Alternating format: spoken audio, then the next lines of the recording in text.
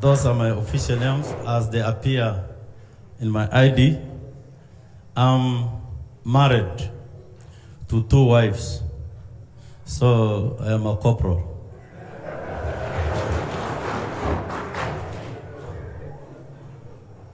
My first wife is a senior person in my church, that is Pentecostal Assemblies of God, PAG. And my second wife is just a young woman. She's an housewife. I went to a primary school called Lorgum Primary School. By those days, it used to be called Sacred Arts Primary School. And then thereafter, because my eldest brother, the late Lawrence, Dr. Locheria, wanted me to join him here in Lodwar. He was working as a senior medic at Lodwar Hospital. By then it was not a referral hospital. So I went to Lodwar Primary, and later on, through the demand of my dad, I went and completed my school at the Namorpus Primary School, a PAG school. So I went to my school, which was a PAG school. And then I went to Lodwar High School. Completed my school in 1994. And then after that, my friends and I, who completed by then, had an opportunity to get an immediate employment. So we were employed as registration of persons clerks. And then I got an opportunity to be promoted to a registrar in charge of Kakuma and Lokichogyo, 1996, 97, up to early 1998. And then my school life, I used to read between events, while in my job opportunity, because I was employed with my friends. One of them is, I think, is seated here, called Diplopoda, is a doctor. Seated here, we were employed as clerks, though we were good boys from Lodwar High School. So after the position of a clerk, I was appointed as a public officer by the late Karisa Maeda, who died in the United Kingdom. I think my friends know him very well. And that position was necessitated by my mentor, Honorable David Ekwe Edoro, the Right Honorable David Ekwe Edoro. And then after that, and I worked, in fact, for one to be appointed as a public officer, one was supposed to be working with the public service. So when I was appointed a public officer, I was not even getting a salary. I was supposed to be getting an allowance. I was an advisor to the defunct council. Remember, I was advising the councillors. Then from there, I decided to join politics in 2002. In 2007, I was elected as a councillor. 2007, I was elected as a councillor after the PO appointment. From a councillor in 2013, I was then elected as a member of County Assembly for Turkana Ward, one of the largest ward in Turkana County. Thereafter, in fact, I went for a term, and then I decided to run against a sitting member of parliament, and I became a member of parliament for Loima constituency.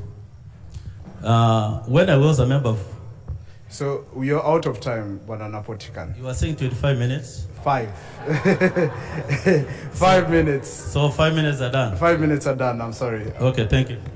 Honorable Lomorkai, to give you the benefit of continuity, I would like to ask you the next question.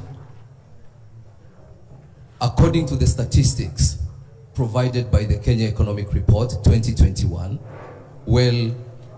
consistent with the Kenya National Bureau of Statistics, KNBS, Turkana County has an absolute poverty rate of 79.4%. This is so despite the fact that big budget allocations have been made to the county government. What specific plans do you have in place to alleviate this grim situation? Okay, thank you. That is true. 2 minutes. Okay, that is true. I think I have a number of issues which I really feel I should attend to, so that I try to change the livelihoods of the Turkana people. One of them is, according to my manifesto, which I'm launching anytime soon, and I have a copy here, and it's for myself. The issue of water comes as my priority for the people of Turkana County. And of course, I don't have to elaborate. Turkana County entirely, almost 80% of the people living in Turkana do not get any clean water or any safe water. So that we need to attend to, because if we get water, I think our people will be able to provide water for their livestock, to provide water for irrigation schemes, and that will take me to my point number 2, food production or food security. On food security, there are many ways we can change the livelihoods or the life of the people of Turkana County. One is to attend to issue of Lake Turkana. Lake Turkana remains one of the serious blue economy, and we can do a lot to ensure that we get a lot of fish from that, which we can export. There are a lot of things we can facilitate to ensure we are even transporting fish from here to the neighborhood. And then number 3, the issue of security. I feel I am the best candidate who can take seriously on issues of security. The entire of Turkana County is engulfed by insecurity, right from Mugur to Rome to Kebish. The entire of Turkana is surrounded by enemies from the 3 neighbor countries, from within Kenya. So the issue of security, I think personally, I will try to build very serious initiatives on peace building, so that we can get an opportunity to have the neighbor communities living with us in peace. Thank you very much. Thank you so much. Honorable Muñez, on the same question, our absolute poverty level is at 79.4%. What specific plans do you have in place to alleviate? Thank you very much. That is a great matter. We need to, I will straight away attack the problem, and the root cause is very obvious. I put it in my manifesto, which I drafted for the last 6 months. Sorry, my colleagues just started a few days ago after I launched it, and I think today they have also got some, by afternoon they were printing it out. Mr. Moderator, Turkana is the face of suffering. If you look at suffering in this republic, it is Turkana. It is starvation. It is lack of water. It is livestock dying because we can't do something about it. What I want to do to alleviate the problems that are affecting our people is food security. And to deal with food security in entirety, there's food production. And the definition of food security, as we know, is food production and food access. It means producing this food along our rivers, ensuring there's high potential in Lake Turkana. It means opening the borders, because you need access, easy access to readily available food across Uganda and Ethiopia and South Sudan. We have high potential in mining. The mineral currency in this county is so high. We need to engage in that kind of line to ensure we mine these minerals. Of course, we have oil now, that is the new thing. we need to ensure how people benefit from the resources that are available here. Of course, water. Water is life. Priority in Turkana, one is water, the second should be water, the third should be water. You can't have a river flowing along Lodo town and you don't have water. Straight away, will get into water. Ensure there's enough water for domestic use and livestock use. That protects our livestock. Thank you very much. And that's easier for our people to actually engage in business. Thank you very much, Honorable Munyes. To you, Honorable Nakara, what specific plans do you have to arrest this issue? The difference between me and my fellow members is that water is not just water. You must have infrastructure for water. You must have governance for water. So the problem is not water. We have water in this county. The only problem we have that is governance. We need to make sure that we are managing our water by having systems. And for me, the only way I have decided to deal with this issue, number one, to have one company that will provide water all over the county and have some companies in every constituency. And second, infrastructure, remove the old system and have new pipes all over the municipality. That way, we can have water problem solved. Number two, I'm shocked. I'm entitled to a rebuttal. Honorable Munyes, we will give you 1 minute. 1 minute for rebuttal. Thank you, Daktari. Daktari, I'm trying to say that when Thank you very much. Tunafaa kusikia waheshimiwa wakiongea, si nyinyi. Order. Can we let Honorable Odepe to respond to the question? Order, please. Thank you. Issue number two, food security. Food security in terms of livestock, in terms of agriculture, in terms of fisheries. These are the three sources that we can have food security in Turkana. Blue economy to be a department to be run by the chief officer, so that the people of the Lake Turkana can benefit from blue economy. That's, I mean, we can have fisheries cooperative in Lake Turkana. We can have water transport in Turkana. We can have focus with refrigerated so that they can carry fish to other places. Just a minute that was taken by No, your time is up. Sorry, your time is up. So, in a minute, Honorable Munyes, the claim was you have done nothing as Minister of Water. So in 1 minute, we allow you to respond to that, starting... I just wanted to question my brother, who is, I think, happy to get onto me on ignorance. I can say it's ignorance. When I was a minister in the Ministry of Water, I brought all the water reforms. That's why I was elevated in Geneva, not in Paris. I was awarded with Martha Karua an award for a reformist. In France, what I did when I was in the Ministry of Water, my brother, to be specific to Turkana, I created the 5 water companies. Nairobi Water Company, Kisumu, Kericho, I can't remember one. I started Loasco, which is your company.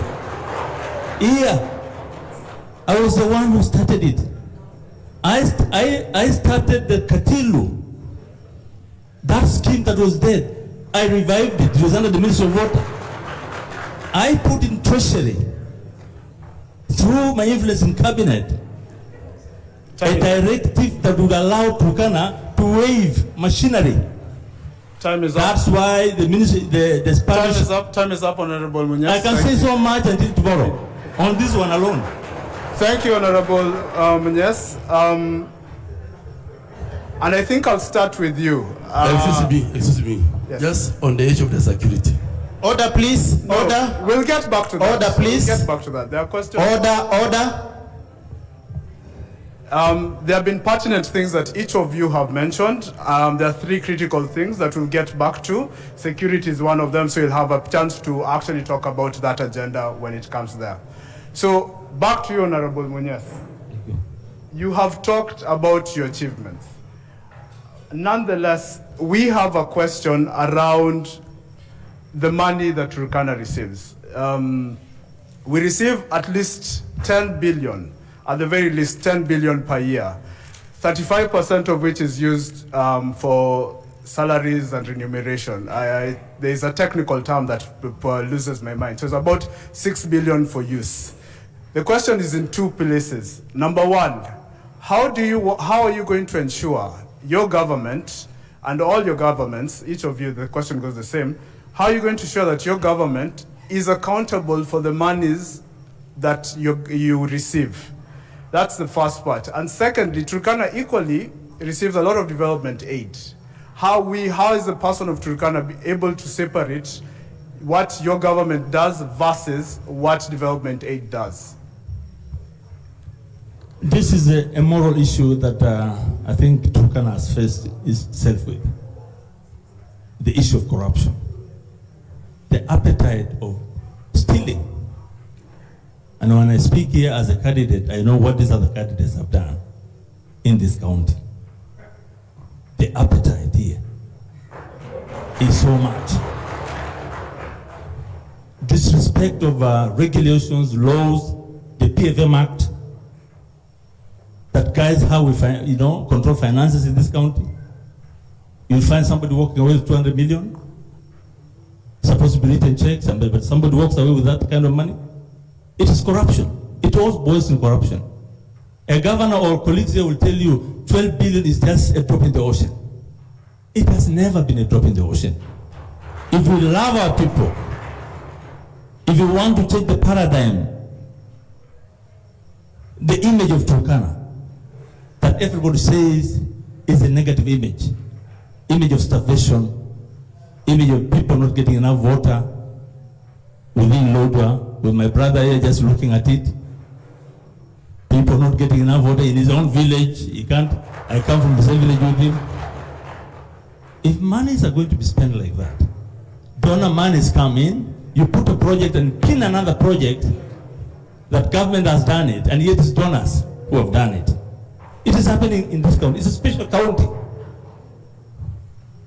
We have a record now. We have a record of poverty, starvation. We're now ranking in corruption. I will attack that enemy, and this will be a corrupt very soon. Thank you very much. Honorable Muñez, specifically, how will you attack corruption? I must start with looking at the human resource. That's where the problem is. It is an ethical thing. It's training, is making people understand they're doing the right thing and not the wrong thing. It's training also. It's ensuring we do proper planning of resources and less wastage. It's ensuring we decentralize resources from the central part here to regions, to sub-counties, where people now control money with monitoring systems. If a project X is actually like water, that project committee, must follow that project. If you're part of the stealing, then you have yourself to blame. There are a number of systems and procedures we put in place. I was a cabinet secretary for 15 years. I'm not playing around. I'm not learning. I'm not learning from a charge, department or from a registry department here. It is not about giving ideas. This is running government. This is what I've done, and I can do it well for Turkana people. Thank you, Honorable Muñez. The question to you, Honorable Jeremiah, is the same. Order, please. Order. Do you need me to repeat it, or you can start right away? Okay, so you have in 3 minutes, that's what... Honorable Jeremiah, just a minute. I just want to make sure we rephrase this. lot of funding is going to waste. A lot of money is going to waste here in Turkana County. And we are banking on your knowledge, having worked as a member of County Assembly. It's very true that as a county, we are losing billions of money every day.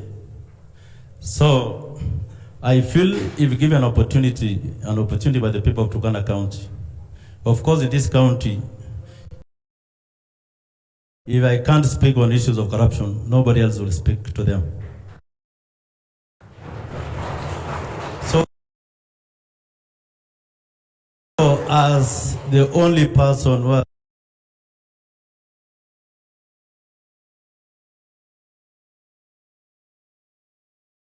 already stood against corruption deals, lost billion without a question. So if I get into office, one thing that I think it will be very important is to put a very serious plan, county development plan, which we need to stick to. And then my development agenda will be guided by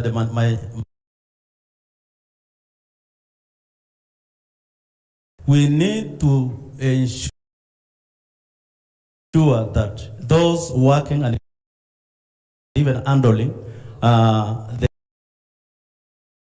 to another, so that you eat that money. So I feel if given an opportunity, of course, my colleagues have their own way of really fighting corruption, but I will ensure there is serious supervision to all the resources of this country.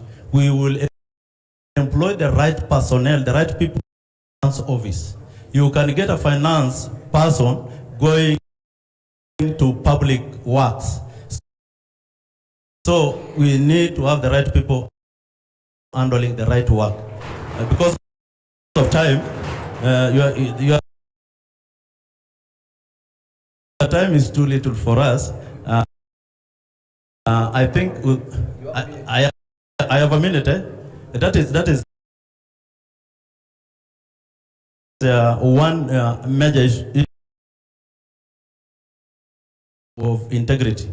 People who value Christianity, people who do not call themselves Christians, and what speaks by itself.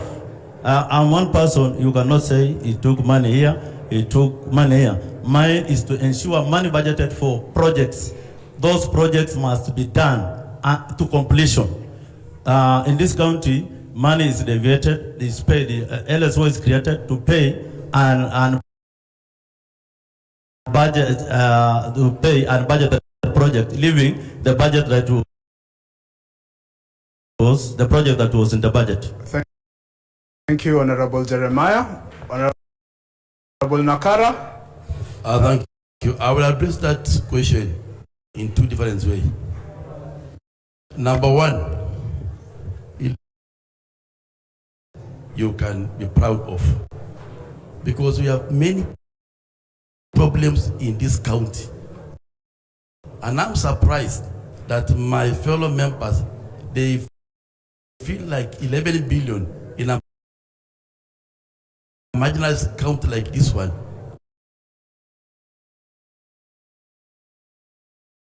can change county within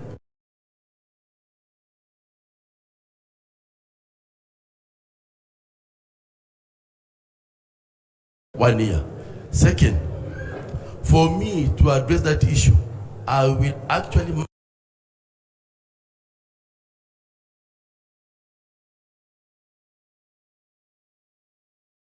by doing what we call value chain. Yeah, we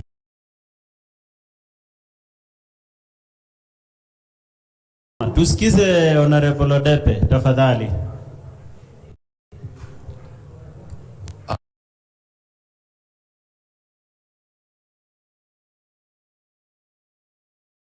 I was trying to say, for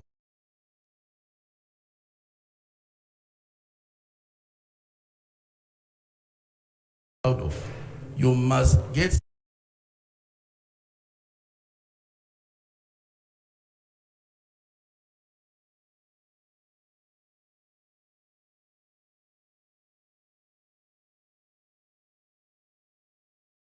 some ways can do business and then bring back money to the county. Number two, I invest in value addition. We take our meat, do ngamormoru, do ngamormoru.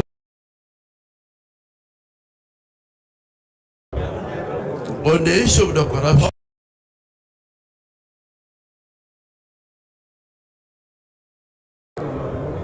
tunyamaze tafadhali, tunyamaze tafadhali. A minute.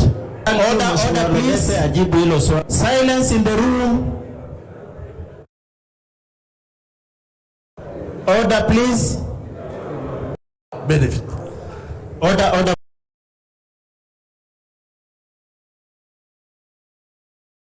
Our candidates an opportunity to respond to the issues raised. Please. Tuko na masaa machache hapa. Tafadhali tunaomba. Proceed, Mheshimiwa Lodepe. Thank you, Doctor. Doctor, the problem is that you allow us to bring in 15 members, but you allow another candidate to bring more than 15 candidates. That's why we have a lot of noise here. That's very bad. In every party there get corruption. Thank you, Doctor. Finally, how will I address the issue of the corruption? Number one, I should have internal auditors in every department. Before the general auditor comes to my county, those internal auditors must first bring the report to me so that I can know where the wastage are.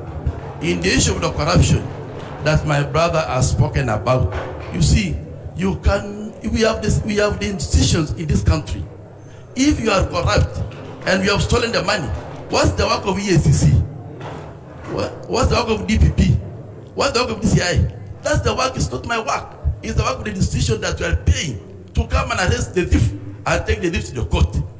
That's how we can do. So you cannot just guess and say people are stealing whom have been arrested, whom have been taken to the court.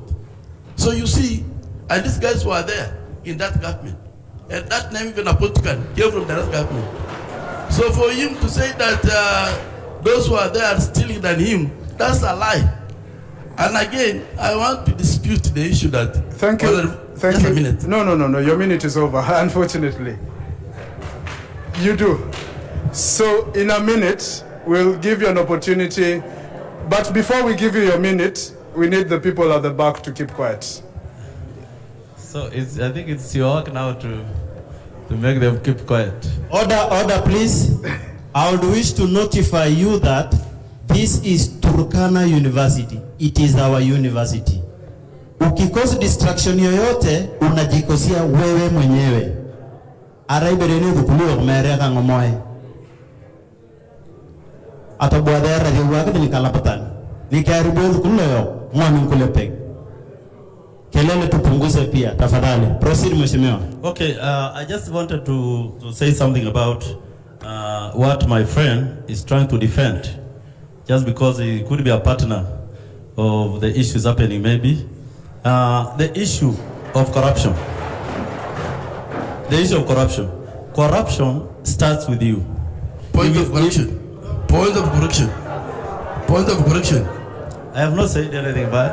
Mheshimiwa, you'll have an opportunity to do a rebuttal. You'll be given your time to do a rebuttal. Please let Mheshimiwa Jeremia respond, then you'll have your 1 minute to do a rebuttal. Maybe he has not understood the language element. Thank you. I just wanted to say, the money that comes to this county is our money. It is not money for a governor. Even if I'm elected to become a governor for Turkana County, the money that comes from the exchequer, the money that comes from the international organization come through the states in this country.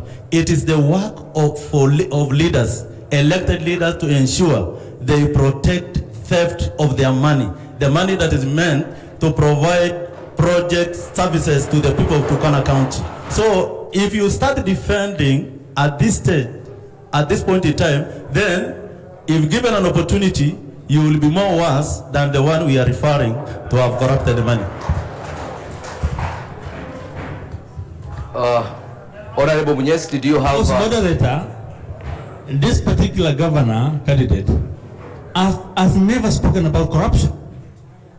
He has never raised a finger on any corruption. I want to thank this one, this is the other colleague here. This one, at least we've done it together. We've done it together. I personally took this county to the Senate twice, petitioned this county on corruption. And one should make corruption a very risky affair. If you're a good governor, you must make it very expensive for somebody to do it. But this friend of mine, who likes jumping on people, never talks of corruption. He's a friend of corruption. Honorable Nakara. Mheshimiwa, before you hand over your microphone, Mheshimiwa Munyes, please tell your fans to maintain order. How can you say they are my fans? No, I will tell everyone to tell the fans. Please, if you okay, my fans, if you are here, don't make noise. Thank you. Proceed. Okay, my fans, don't make any noise. Thank you. Yes, Mheshimiwa. Thank you. My fans don't make noise. Thank you. 1 minute. I don't speak about corruption because I have never got involved in corruption. As a member of parliament, between me and Jeremiah, who was going to ACC to be cautioned, Jeremiah, I have never been going to ACC. So, if you are talking about corruption, I have never stepped in EACC. He has gone twice to Eldoret to defend himself for the project that he spoiled. Thank you. Thank you, honorable members. Now we will allow us to move to the third question. Order, please. Order. Nobo. Just a minute. Order, please. Do you guys want us to sleep here? Oh, we will sleep. You came with your mattresses. Order, please. Order, please. Wase, Is your microphone on? Yes. tafadhalini, let these three gentlemen discuss. Hatujakuja hapa kuwasikia. We've come here to hear our leaders. For those 15 people that we invited, it is their representatives that said they only need 15 people. Kwa sababu gani? They wanted to discuss issues. Hii mahali ni shule. We are here trying to make sure everything goes well. Tafadhali, kama mnaona ni ngumu hawa wakubwa kudiscuss, some of us have nothing to lose. We'll shut off the debate. Nyinyi mwende mfanye shughuli zenu. We are trying to change the mindset na leadership ya Turkana. So please, tafadhalini, other places watu wanatulia. Other counties are doing this thing. Unakuja kusikia wakubwa yao. Turkana hapa we want to be psychophants. Tafadhalini. Wakopiri, I'm not addressing you. Tafadhali. Kama ni ngumu, we'll just end this stream and everybody goes home. Thank you, Dail. Thank you so much. And finally, we are changing the rules. Stop stamping your feet. Tumeenda hizi sasa. Sawa. Tukubaliane tu hivyo turahisisha hii kazi. Wacha kupiga hii vitu, unatumizia tiles bwana. Hapa ndio sisi tunakulia. Sisi hatukuli county. Thank you.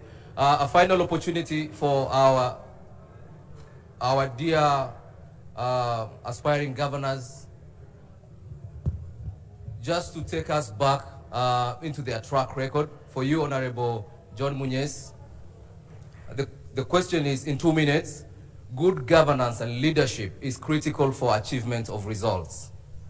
Based on your experience, could you please give us outstanding actions you've taken in your immediate current role regarding the policies, provision of leadership to the various teams you've worked with that have led to tangible achievements of results. Could you share with us some of these outcomes? I've just started on the journey, my ministerial journey. I don't want to talk about the change for democracy in this country because I was a member of that change. And we did so much in our multi-party engagements. I want to come to my ministerial life. I'm a reformer. In the Ministry of Water, I developed the the water reforms that brought changes in this country in terms of how we manage water resources, how we ensure water is delivered to the public. That I did. The 5-year strategic plan on HIV and AIDS, the best in Africa, was my product. I did it. And I was given that recommendation for that. I came to the Ministry of Labor, the 5 labor laws that made the ILO, International Labour Organization, to appoint me as the governing council of the ILO for 5 years to represent Africa. I represented Africa. On disasters, I led 30 ministers, China-Africa relations. I was the president of that delegation for 5 years. Through my engagements, I've done so much to reform and to ensure service delivery is efficient. Maybe I can make my statement there and end there for now. Thank you so much. And to you, Honorable Omorkai, what are your tangible outcomes over your career life? Okay, I think I have a lot.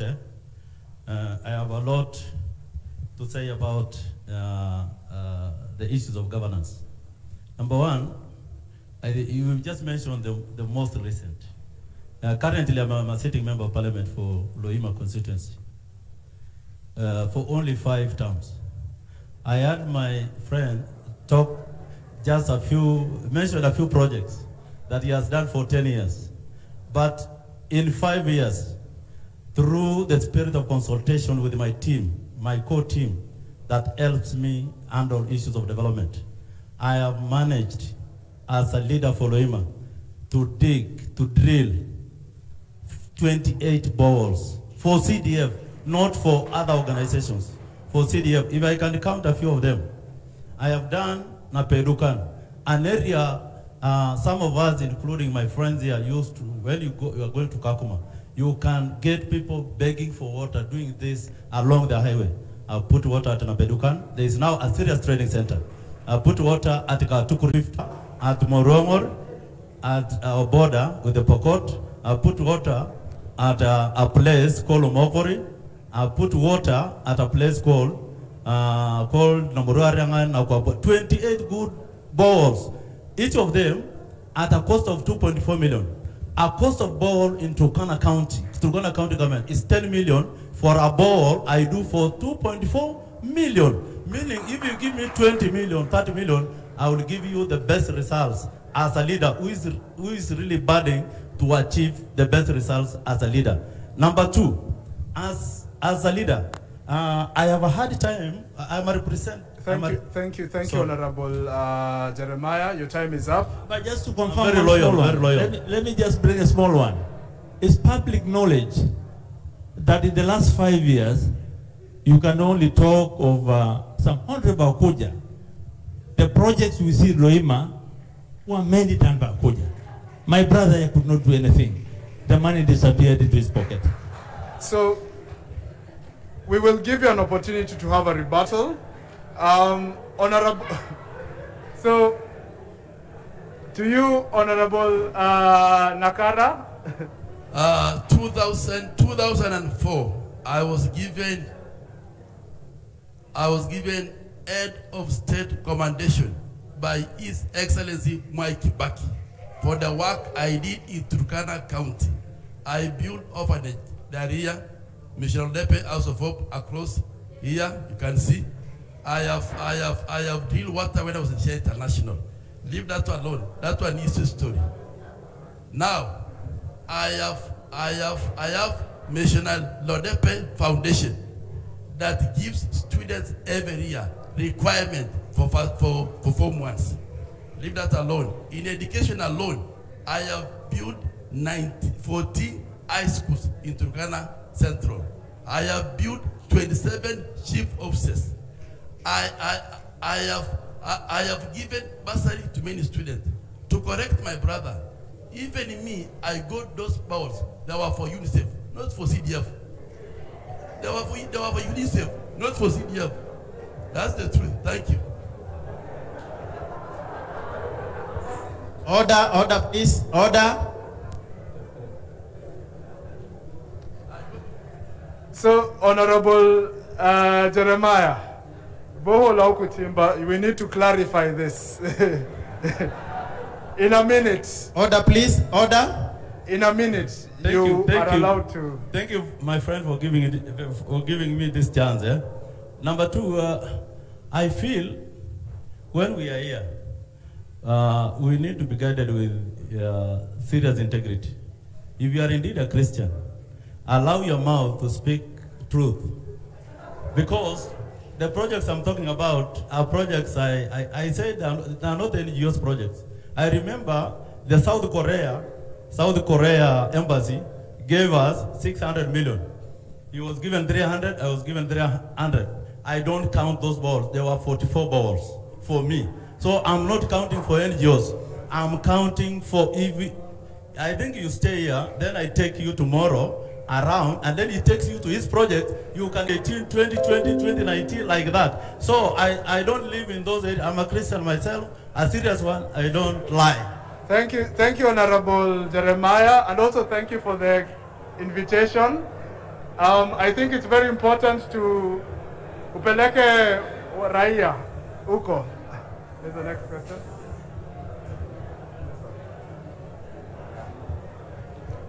Just 1 minute. Just a minute.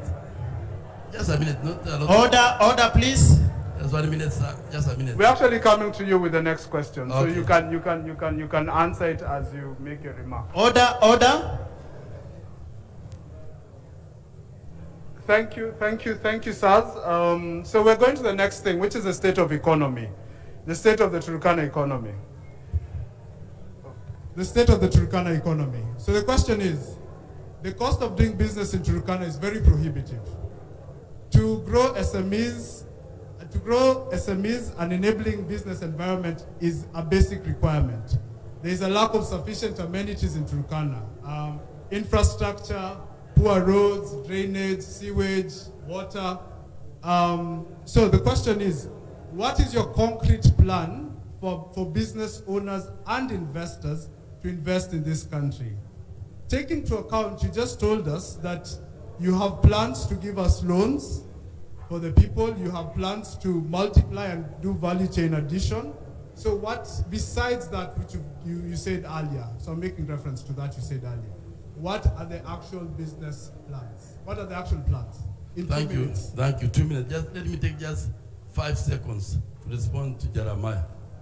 You see now, when we are talking about the balls, that's the only thing that you have done for 5 years. No school, no classroom, no what. Okay, that's aside. On the side of economy, this is my policy. Number one, make an environment favorable for all businessmen people by maintaining peace so that investors can come and invest here.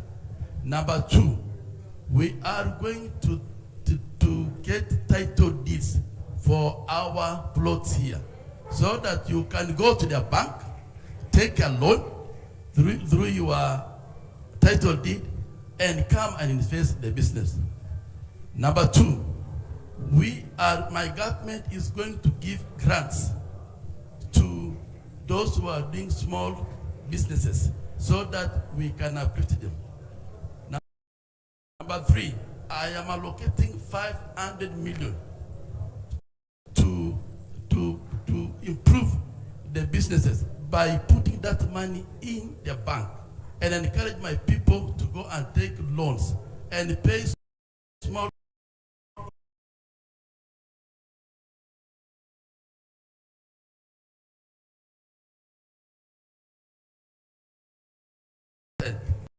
can be involved, even after,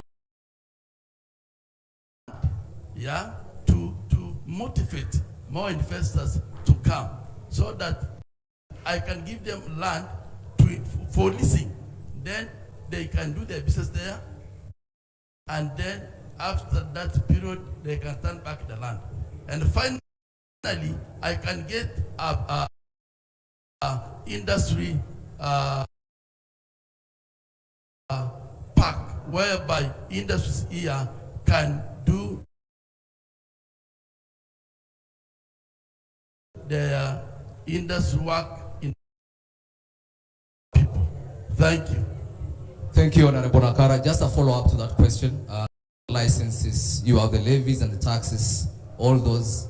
It's really extremely hard, even for the youth, to start a small business. Secondly, out of the 10 billion that comes to the county government, we've mentioned that 35% of it goes to salaries and overheads. It means that out of the 10 billion, you remain with 6 billion. But you've said that you're going to give grants. Giving out grants means giving out money out of benevolence. It means that it's not money that comes back.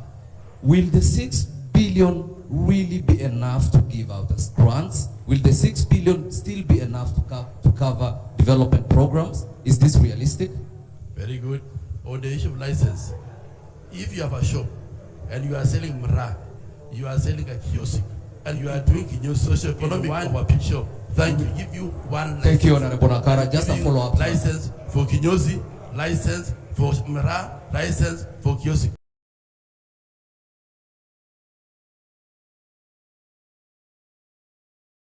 Question.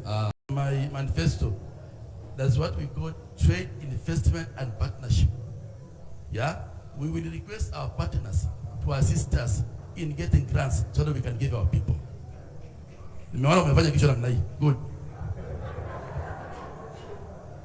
Thank you so much.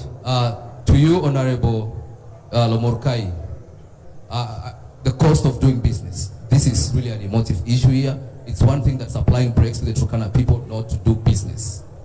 How are you going to activate this issue? Okay, I think before I get into that, I just want to answer a few side questions, yeah, or contributions. One about the issue of water being my only project.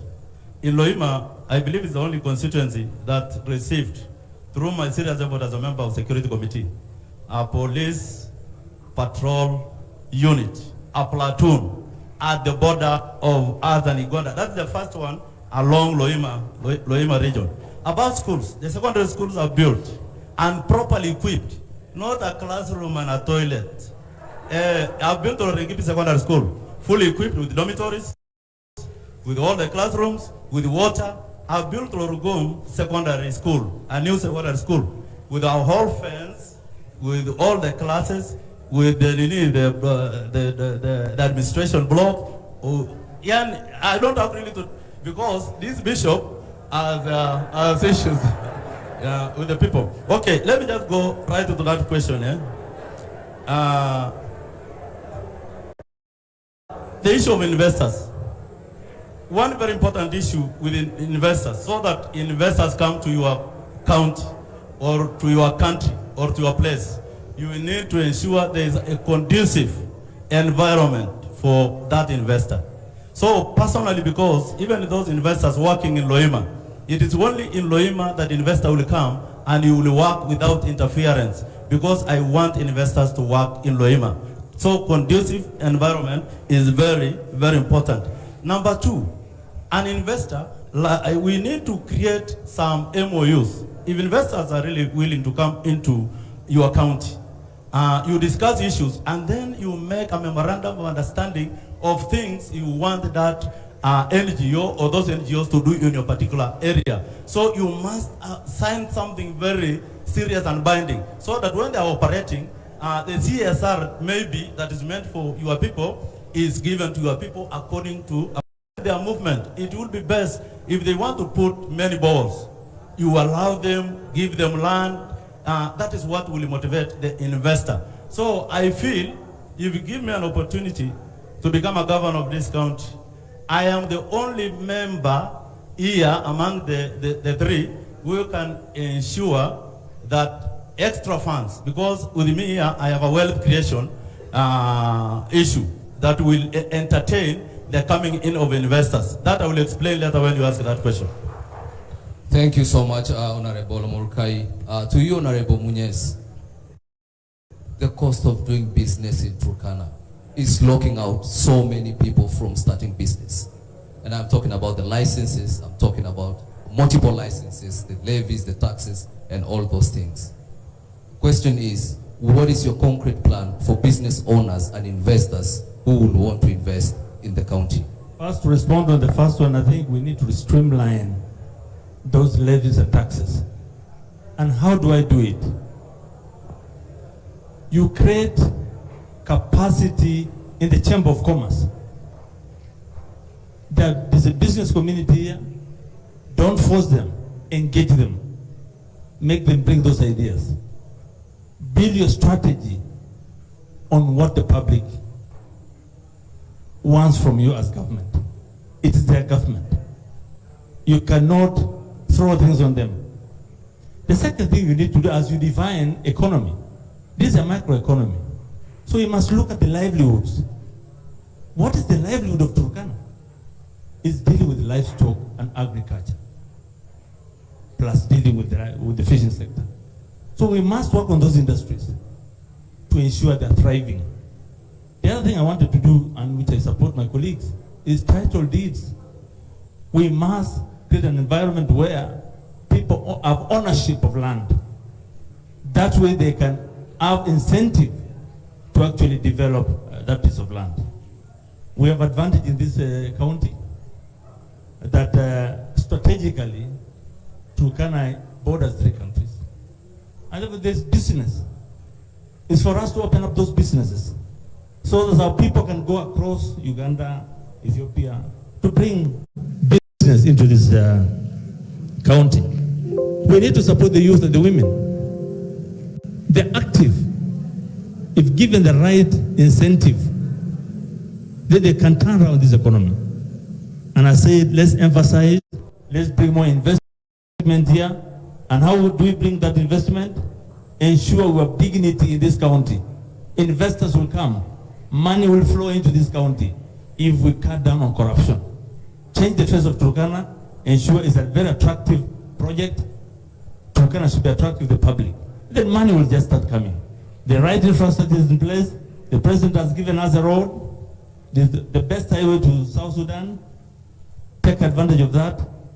A good governor, John Munyes, would cut down on taxes and levies. That I will do. I'm a peaceful person. I will create an environment where every business person invests in Turkana. Thank you very much. Honorable Napotikan will get to you.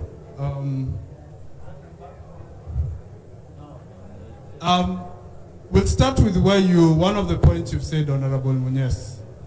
Umeongea juu ya the youth, the women. Mimi niko na swali. Wasanii. I know Turkana is very rich. If I'm not wrong, in October of last year, kulikuwa na msanii who was awarded an award by the president. I'm not sure if it was honor elder of the Golden Spear or something. You'd know better. What is your plan? Ni nini haswa mpangilio yako kwa hawa wasanii, hawa watu wa Chocha TV, the people who've done all this? What is the plan for this creative industry? So mmesema a lot about building industries. I just need to understand wasanii wako wapi in all this. In a minute. Gavana nina mpango ya kuweka vijana katikati ya serikali yangu. Nitakuwa na priority za vijana. Kutakuwa na wizara ya vijana. Kuchunguza maslahi ya vijana.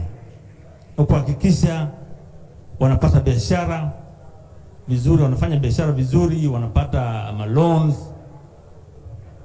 Tunajaribu kukuza talanta ya vijana. Kiswahili kidogo unajua. Lakini inabidi pia saa nyingine tuseme Kiswahili kwa sababu wengi wanasikia. Hata Kiturkana. talanta iko kwa vijana, lakini rasilimali iko kwa serikali. Itabidi serikali ipatie emphasis kwa vijana, na hapa Turkana tuna talanta nyingi. Mimi kama gavana nitaweka hela nyingi sana kwa vijana ili wakuze hizo talanta, na kutakuwa na wizara ya vijana. Kwa hivyo mambo yao itatatuliwa kwa hiyo wizara. Asante. Asante sana Bwana Napotikan. Before I get into that one, there are 2 points I missed on the other one. It is very difficult for an investor to get land around the most strategic areas for them to do their activities. So what my government will do is to ensure that the land grabbers who sit with me inside this hall are brought to book, so that there is land to give when need be to the incoming investors, so that they can do business at the right point. Number 2, there is non-payment of dues of the business community in Turkana County. What my government will do, so that we give our business people space to pay, to do business without really shying off, is to ensure that all the pending bills, all the money that is accruing to a tune of 4 billion or even 5 billion is paid to those people, so that there is money circulating in Kenya, so that we improve our economy as a county. On the artist element, I think personally I am intending to create an artist fund. That's why within my team I have very elitistic people who can create laws favorable for the artists. Number 2, promote local talents. There's a scenario in this county, where the local musicians or singers are not given opportunity to entertain their people, and they are given dues. People are borrowed from France, people are gotten from Tanzania, and our local talents are not getting any dues. My government will ensure the local artists are the ones who deal with that part, but the rest will come and train them and give them the knowledge they have gotten from elsewhere across the world. Asante sana Bwana Napotikan. To you Bwana Nakara. Asante sana. Yule msanii ambaye alisawadishwa kwa kufanya vizuri, kati ya wote ambao tunakaa mahali hapa, ni mimi peke yake. Nilimfuata mpaka Nairobi na nikampatia zawadi,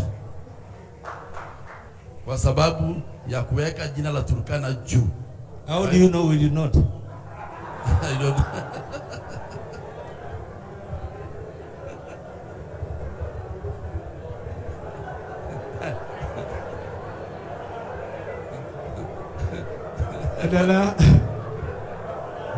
Order. Asante sana daktari. Unajua okay, la pili, mimi kati hawa ni mimi peke yake nimeanzisha shule inaitwa Talent Eye, ambayo vijana wako na spoti, wanacheza mpira, wanakimbia. Iko hapa Kakwanya, yuko kutoka form 1 mpaka form 4 na imejengwa. Ya pili, katika mambo ya kusawadisha wasanii, katika mambo ya kufanikisha talanta za watu wetu, katika manifesto yangu nimesema ya kwamba tutajenga stadium kwa kila constituency, itaitwa sub county stadium. Alafu tutajenga moja kubwa hapa Lodwa, mahali mashindano makubwa yatakuwa yanafanyika. Ya pili, katika manifesto yangu tunajenga Turkana Talent Academy, mahali ambapo tutaajiri walimu wa kufundisha muziki, tutaajiri walimu ambao wanafundisha mambo ya Order. Tunyamaze tafadhali. Kama umechoka kusikiza, tunaomba uende nje.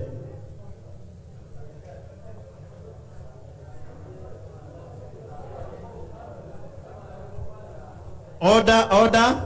Proceed, Honorable Odepe. Asante. Mimi naomba tu hii panel kwamba Logopir asiwe anaongea, sisi ndio tunaongea hapa. Sasa nyamazi.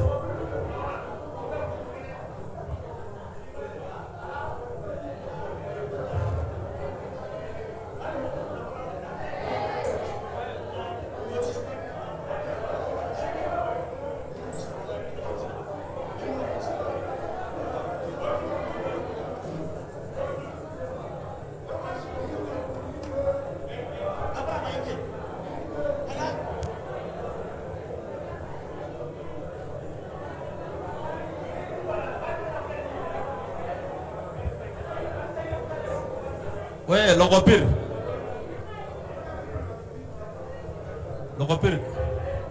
On a point of order.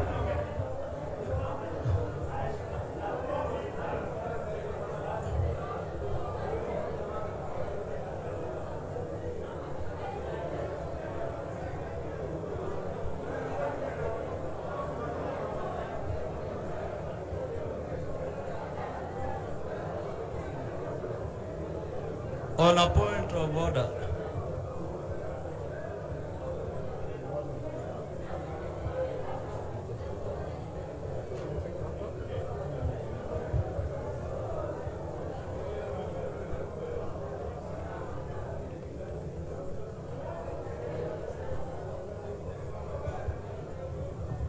Proceed, Honorable Odepe. Please proceed. Order.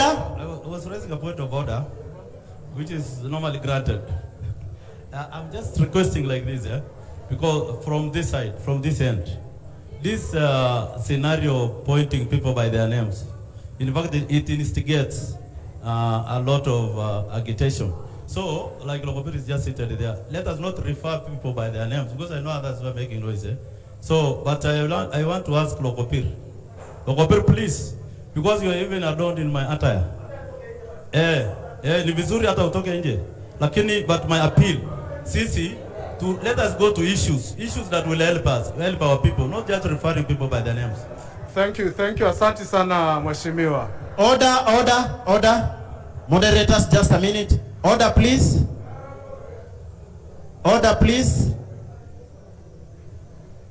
Order. Moderators, let's proceed. Asante sana. Nilikuwa nasema hivi.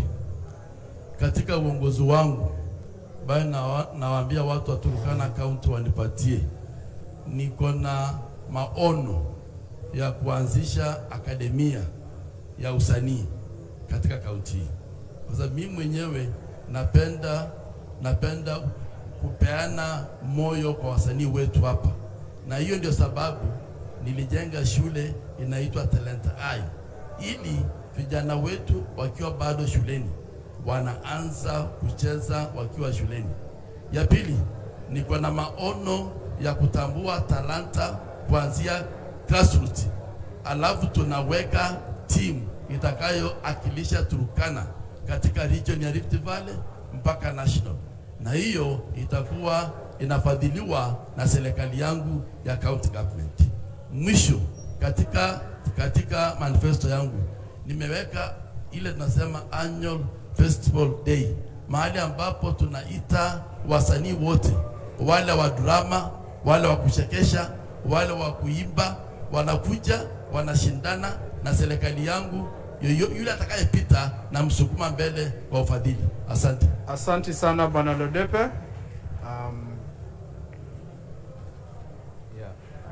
Sasa tuenda swali litalofuatia na nitapatia mwenzangu endelee. Mheshimiwa Napotikan, tatizo la maji katika hii county, mwaka nenda mwaka rudi, hatujawahi suluhisha tatizo la maji. What will your government do differently to modernize the infrastructure or systems in the main towns like Lodwar, Kakuma, Lokichar, or even Kalokol? Okay, thank you for that good question. On issue of water, I think I elaborated properly what I have done as a member of parliament for Loima to ensure that the people for Loima get clean and safe water.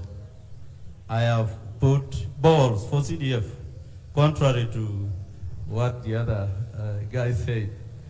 They like referring my predecessor that he did anything. All the places I've put water are places that nobody else, including the NGOs, had put water. So they are there, and I feel tomorrow, because you are here, we need to go with these people everywhere where you have mentioned. We go to visit physically and get the results, because the results speak by themselves. On issues of water, my government, because I put water as my #1 priority, the people of Turkana and their livestock are unable to do all the basics that you are supposed to do at home. I have lived in Lodwar town. I stay at Nakwamekwe. I am a neighbor to my colleague, my friend, Honorable Nakara. In fact, in my compound, if there is, I'm able to count how many times water came through a pipe that runs into my house. In fact, about 3 times for a period I've lived in Lodwar. So if I get there, we have an aquifer here called Napu with fresh water. Most of the aquifers or water areas in the world are saline, but aquifer, Napu aquifer is a fresh water aquifer. I will exploit that aquifer to serve the people of Kanam Kemer, to serve the people of Kanan, to serve the people. I will cross the pipes to Napetet, to Lodwar. I will even run the pipes away like 100 kilometers away, because that is what the scientists have said about, the researchers have said about that aquifer. You can take that water away up to Luturere, even up to the other areas. The issues of the perennial water issues in this town, the town that I love most, and I'm married, one wife lives this side, the other one lives across. I want these areas to get water so that we are able to grow trees in our compounds. We change the environment. Number 2, areas such as Kalokol, Kakuma, the same, if you go to a place called, in this constituency, called Nakiria, you can be flabbergasted, because you can see over 1,000 jerrycans lying at the riverbed, 1,000 yellow jerrycans. You will be surprised. That is not in Lohima. You can't get it in Lohima. It's news. So I will ensure, if that water is fresh, why can't you get that water, bring it to the people of Kalokol, so that the environs of Kalokol people are getting water. Thank you. The issue of water in Turkana County will be a thing of the past. Thank you. Thank you, Honorable Morkai. To you, Honorable John Munez, the water issue. The water issue is a big problem in Turkana. I think every speaker here will attest to it, that water is our big problem. I thought Lowasco, which was an entity I formed, was going to solve it. But what Turkana needs is water reforms. We need to set up an urban water authority that will deal with major towns in Turkana. Kakuma, Lodwar, Kalokol, all these big towns. An authority that will deal to ensure the population in those towns have water running on their taps. That's what an authority can do. With all the smaller projects and companies under that, we can deliver water to our people. We need rural water authority. Our people are suffering inside Uganda. We can't get dams for our people. Our livestock are dying. We can't give them enough water. We go to Uganda, Ugandans are telling us, you people don't have engineers. Why do you come to Uganda to look for water? It's shameful. But I think if we have the right infrastructure in place that will deliver with the right technology water to our people, then we will have changed this course, the problem in Turkana. There's the issue of desalinating the water aquifer in Rupikipi to serve all that region. There's the issue of using this aquifer, as just said, to supply water to Kalokol at the cost of 70 million. It is happening in this constituency where my friend is just here, and I have a village here. I stay, I can't get water. I bring my water with a bowl, with a tanker. Lohima, where he said he has delivered water. All the animals in Lohima are in Uganda. I don't know what these guys are talking about. There's a big problem. Turkana, if you ask anybody what is your priority, is water. What is your second priority? Should be water. your third should be water also. That is my priority, and that's what I will straight away deal with. Thank you very much. We'll come back to you. To you, Honorable Nakara. Thank you. I just want to take this opportunity. Order, please. Order. Tunyamaze. I just want to take this opportunity to thank the former County Assembly Speaker of Turkana County, Honorable Erastus, for enacting a bill that has come an act 2021, Turkana County Water Act 2021. When I get to the government within 100 days of my leadership, I will operationalize that act to come functional. Number two, these guys are talking about aquifers. To me, it's not a matter of talking about aquifers. I will develop them. Before you say I will take water, you need to develop those aquifers to the standard of piping water to where you want. Number three, I will establish functional integrated urban water supply system in all urban towns. Lodwa, Kakuma, Kalokwel, Lokicher, Kainuk, and Lokichokyo. That system that can give water to the urban areas will be systemized in a way that you can audit. You can audit. So the one Mheshimiwa Mnyesi is saying, Lowasco, that one is dead. It's dead. It's no longer there. It had a problem. But the one I'm planning to put is the one that it can assist him, audit, management, and also people to run it. Professionals, I mean. Fourth, I will harness service water. As my friend have said, surely Turkana has a lot of water underground. Dams can be used by the people and the animals. Finally, I will address the operational and maintenance issues for putting a budget in the water department for maintenance and operational for the bowels that are broken down. Yeah, thank you.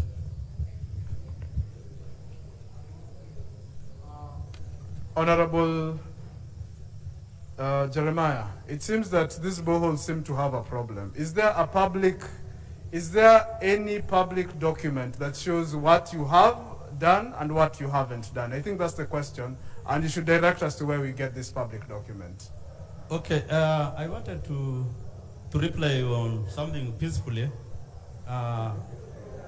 My colleague and friend Honorable Munyes has just talked about the pastoralists from Loiva living across.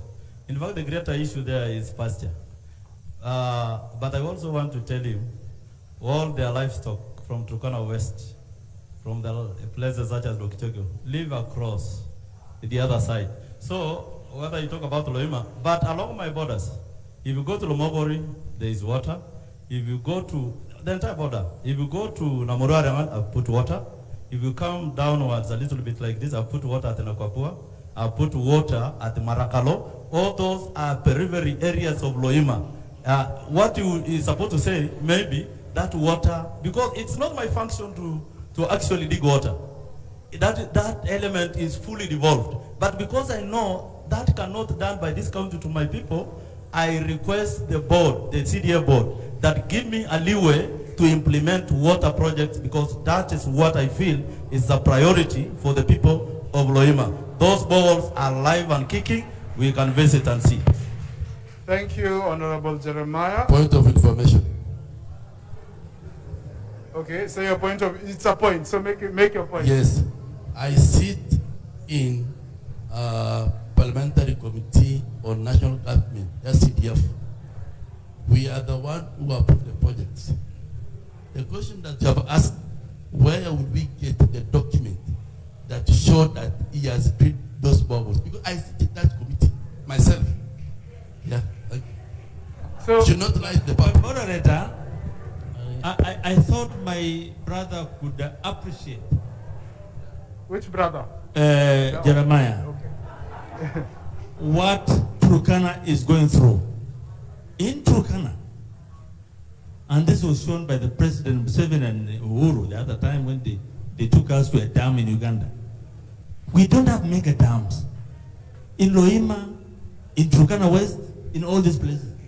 So you can't purport that Loima is sufficient with water for livestock use. And yet all our animals are suffering inside Uganda. We're suffering there. That should be your priority when a governor, aspirant. With your excuse, no, please, just a minute, If I can ask Honorable, because with your serious permission, you see, personally when I came here, I was saying I will avoid sideshows. But if I can go ahead and ask Honorable Munyes, who has been a minister for water? He's been a minister for water for that period, long period, until when Charity Ngilu was given that ministry, she was able to put water in our area seriously until Kenya complained. But when he was there, he can't at any one point cite a ball in this town, in his home area, Lokitang, where people are dying because of lack of water, Lokomarenya, Kibish, those areas. So I feel that's the direction I'm trying to avoid to go, because it will disorient the purpose of coming here. Thank you. Thank you. Thank you. Thank you, Honorable. I need another rebuttal. Granted. First, I must correct Honorable Murkai for always purporting. First, as a minister, I served for 3 months in that ministry. It's the shortest time I've ever served in a ministry. Number two, I've just told this gathering of the big achievements I've had for this country. I'm not blaming you for doing those small things you're talking about. I'm not blaming myself for not having done that. Those are mega projects. But don't confuse the gathering here that the people of Loima are inside Loima and they have sufficient water. There's no water. Kopeke Dam, you know very well, is where all of us are surviving, inside Uganda. We're being abused every day. I want to appreciate that. In terms of balls, you talk of Lorumo, you talk of all these places, which towns do you know have not done water, including even mosques. Even Lokichoge Mosque, I had to deliver one for the mosque. Which balls have I done here in this country? But just to say, the minister. Thank you, Honorable Munyes. What kind of argument is it?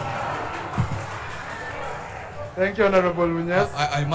I must say I am the most gratified to hear the three of you talk about the water issues. Because the common denominator is we are all in agreement that we have a big water problem. But as our governors, we also want to hear you say that we cannot continue doing the same thing all over again and expecting a different result.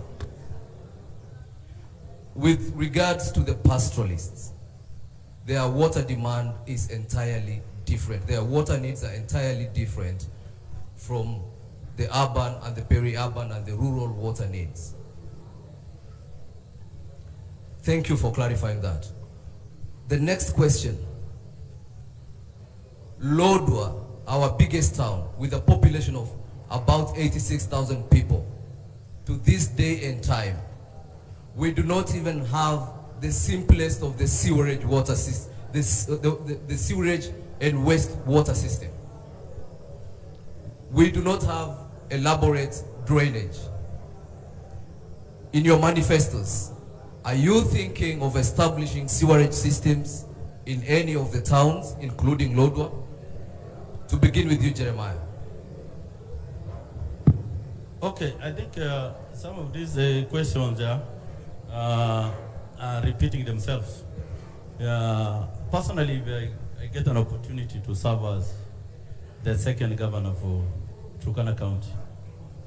I've just mentioned that water is my #1 issue. And for a town such as Lodwar town, which is a municipality, this town is supposed to get that that you have mentioned, we are supposed to get a proper sewerage system for this town. When I was a member of county assembly, that's the only time things were operational. We had set money for the same, but let me tell you, money was eaten and nothing happened in this town, which I am not a member of parliament. Mostly I am supposed, but because I want to become a governor, those are things some of us do not really see as mega project to set a sewerage system, a disposal system for a Lodwar municipality. Those things, some of us, within the first 1 year, we will have initiated a process of implementing those basic needs for a town such as Lodwar municipality. That's what I basically will say about, because the failures surely zero down to the current leadership.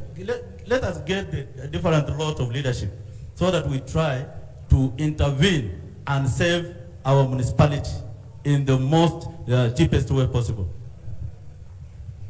Thank you so much. To you, Honorable Nakara. Thank you. I grew up along River Tagwell. Our family lived in Urokipi. Where the town is now, it was a river. Rural town, it was a river. For us to get the solution, in my 100 days in the government, I would look for the consultant to come and do the system, yeah, so that we can know where the water is flowing, we can know where the topography is going, so that before even we engage to do whatever, consultants must be done first. Second, rearrange the town. The way the town is now, even if you start the sewage system, the way it is now, it cannot work unless you rearrange the town so that you can have a way to put sewage system. Thank you. Thank you so much, Honorable Nakara. And to you, Honorable Munyes. Yeah, I think sewerage is needed and is a part of modernity. In the past, you know, we had the old system of throwing refuge all over toilets here and there. But as the town grows, and given Turkana as more land, we have advantage of land. What we need quickly is to plan our city of Lodwar. It must start with planning, and then we get the planner to come with the best sewerage system that can project population increase in this town. This town is growing and growing every day because pastoralists are falling out and coming back to towns. The fishing community with lack of fish are falling back to this town. Turkana towns are growing. The thing to do is to plan and plan now. And that's what I think I will do as governor, to ensure we have the best systems. But as we do that, we continue increasing the number of trucks and make it cheaper for people to extract the waste and get a specific place where we can offload all that. We must do that now as we plan to get a better system. I just want to correct something. I don't know whether I heard my friend, Honorable Nakara, say, I will look for a contractor. I think he mentioned, and I quote, he said, I will look for a contractor. Me, I will budget and allow the project to be advertised. Then people bid. Then we get the right bidder. That is the person that will take the contract. He's speaking in a language of the current county where he is part and parcel of the system. Thank you. Point of correction. He has already awarded a tender. Just a minute. 1 minute. Point of correction. Order. I think I said the consultant. You see, this is the problem of the people who are getting certificates at River Road.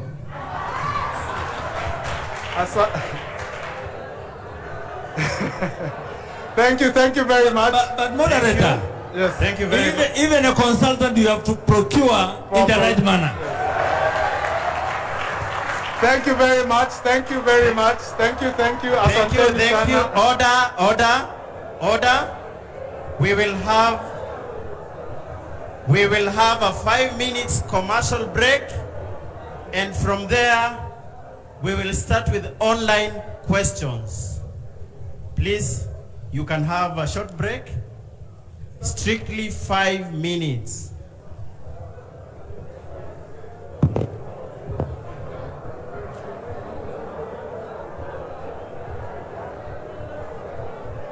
Ladies and gentlemen, 5 minutes, strictly 5 minutes. Then after 5 minutes, we are coming for online questions, radio questions. Remember, we are live on a joke.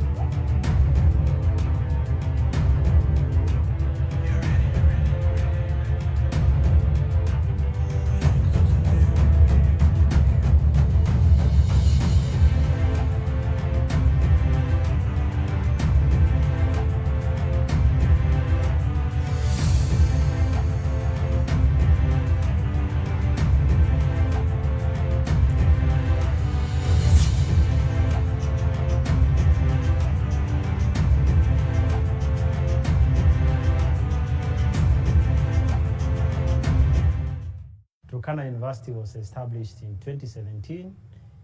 It is a constituent college of Masinde Muliro University. Turkana University has 3 schools. We have the School of Business and Economics, we have the School of Education and Social Sciences, and we have the School of Science. Turkana University admits both national and international students. We have the students under the COOPS program, and we have the self-sponsored program. Within our self-sponsored program, we have the students from South Sudan, who are the refugees and sponsored by Windle Trust. And the other students are from within Turkana County. A good number of them work with Turkana County government. So those are our major clients. A good number of the students we've got is from Southern Sudan. But from our marketing, we've marketed across, and we are expecting students from Ethiopia, Sudan, and Uganda. You should join Turkana University. Turkana University offers the programs that you need. We are market-oriented. We offer what is required in the market. Agriculture, science and technology, mathematics. We carry out CBC programs. We offer short courses that are offered at the School of Government. This is where you can get what you want. You need it, we have it here at Turkana University. Turkana University is the cradle of knowledge. Welcome to Turkana University.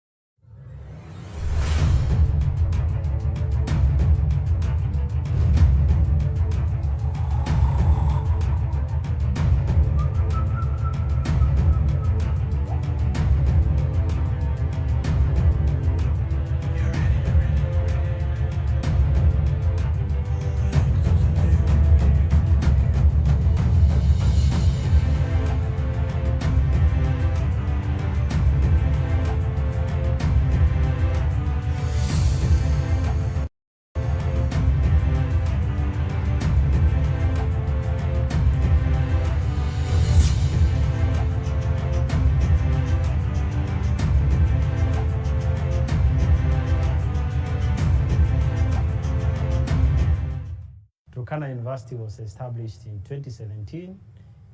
It is a constituent college of Masinde Muliro University.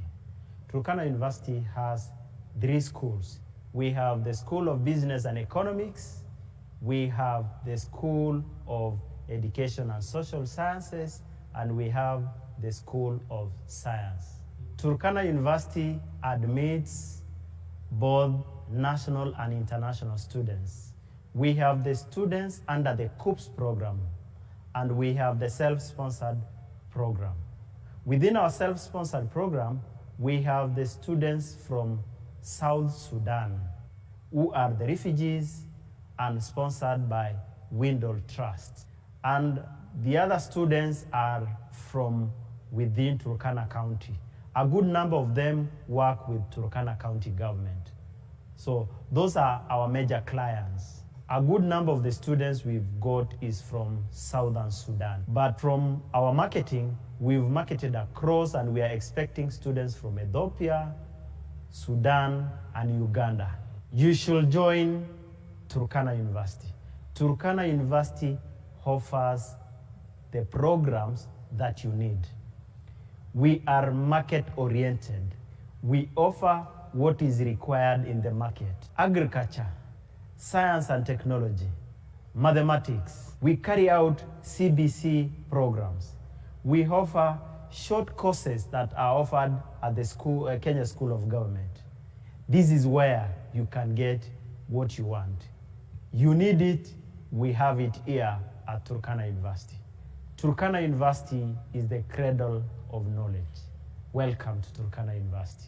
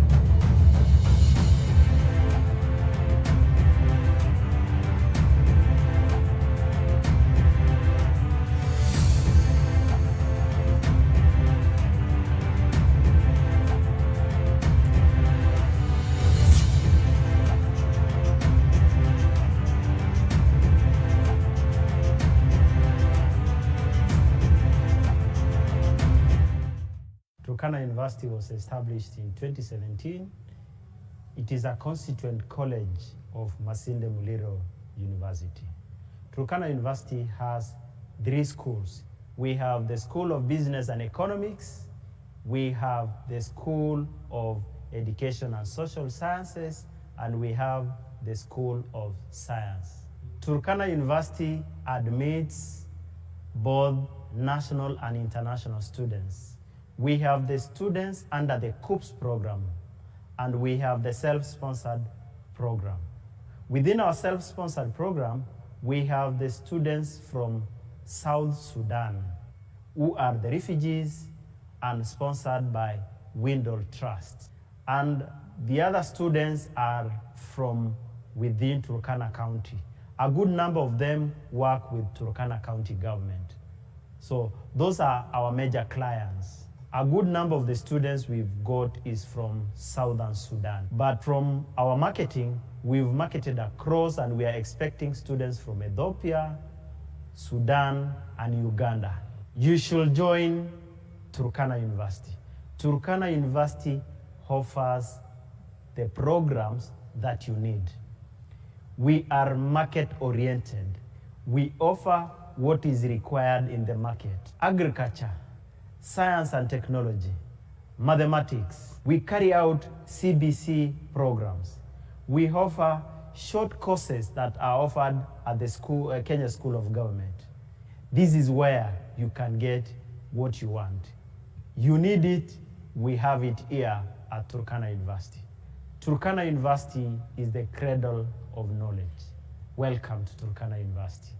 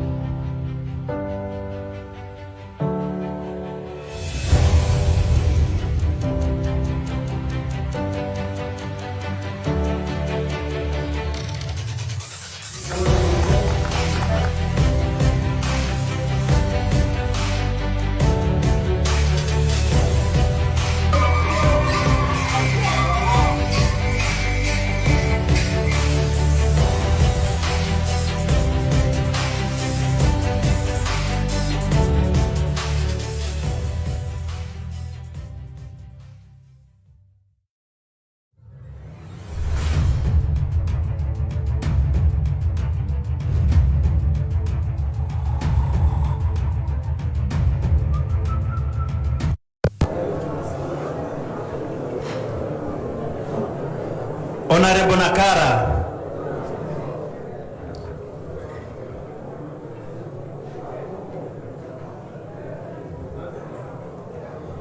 This is a general question. It will start from you, Honorable Omorkai, then Honorable Muñez. The issue of food security was adequately handled. We go to human security and insecurity. Despite this being a national function or role, please let the Turkana people know your security agendas that will alleviate the suffering of the people along the borders of Pokot, Samburu, Uganda, Sudan, Ethiopia, and intra-conflict within Turkana County. You have 2 minutes to respond to that. Did you get the question, Mwesh? I got the first one. It's only one question. Okay. Please proceed. Number one, on the issue of the food security, I will promote various agricultural value chains. Juice for fruits, yeah, honey, yeah, and also butter, peanut making through the groundnuts. Number two, Honorable the question of food security. It's about human security. No, order. I am repeating the question for the benefit of Honorable Odepe. Maybe he did get the question courtesy of your noise. Order, please. Order, please. Order. The question is, Honorable Nakara, despite it being a national government function, let the Turkana people know your security strategies that will alleviate the suffering of the people along the borders of Pokot, Samburu, Uganda, Sudan, Ethiopia, and intra-conflicts within Turkana County. Very good. Number one, in my manifesto, I have clearly stated that we shall have peace building and conflict department. In this way, I will have 4 employed peace monitors. I will have 1 peace coordinator, and then I will have elders from those regions who can be interacting with the counterparts from other side. Number 2, I will put access roads in those corridors so that when there's emergency, we can reach our people very easily. Number 3, I will put a budget to pay the NPR, and I will seek the government to give our people guns, and my government will pay them. In this way, those guns are not for going to fight, but to protect our people. Okay? Number 4, what I will do is make sure that there is a patrol along those corridors. Number 5, I will put facilities that can make our people to stay within Turkana County, like water, in terms of dams, so that during the dry season, our people can remain within Turkana County borders. Thank you. Thank you, Mheshimiwa. In the agenda that was launched today, there was the issue of peace. Was it captured in your agenda? Yes. Thank you. Agenda number 7. I have already gone through your agenda, don't worry. I understand that you want to create a docket that will take care of peace initiatives. Between 2017 and this year, the peace initiatives have concentrated along the international borders. And recently, 3 MPs, you, Honorable Lomenen, and Honorable Ali, were in Kapedo. Was it political mileage or a PR exercise? Do you think it is sustainable?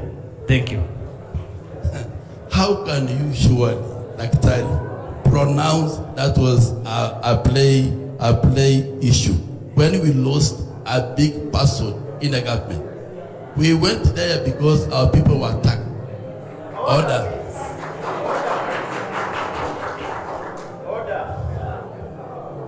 We went there because our people were attacked, and Kapedo professionals donated food, and Mheshimiwa Lomenen and Ali and me donated food. So we took food there so that we can tell our people, sorry. While we were there, we were attacked by our neighbors. So I experienced for the first time that in Turkana, our neighbors can come in without any prevention. And I'm wondering, my fellow Mheshimiwa Lomorukai, what his government did just recently to remove guns from Turkana people. And my brother is sitting in that parliamentary committee.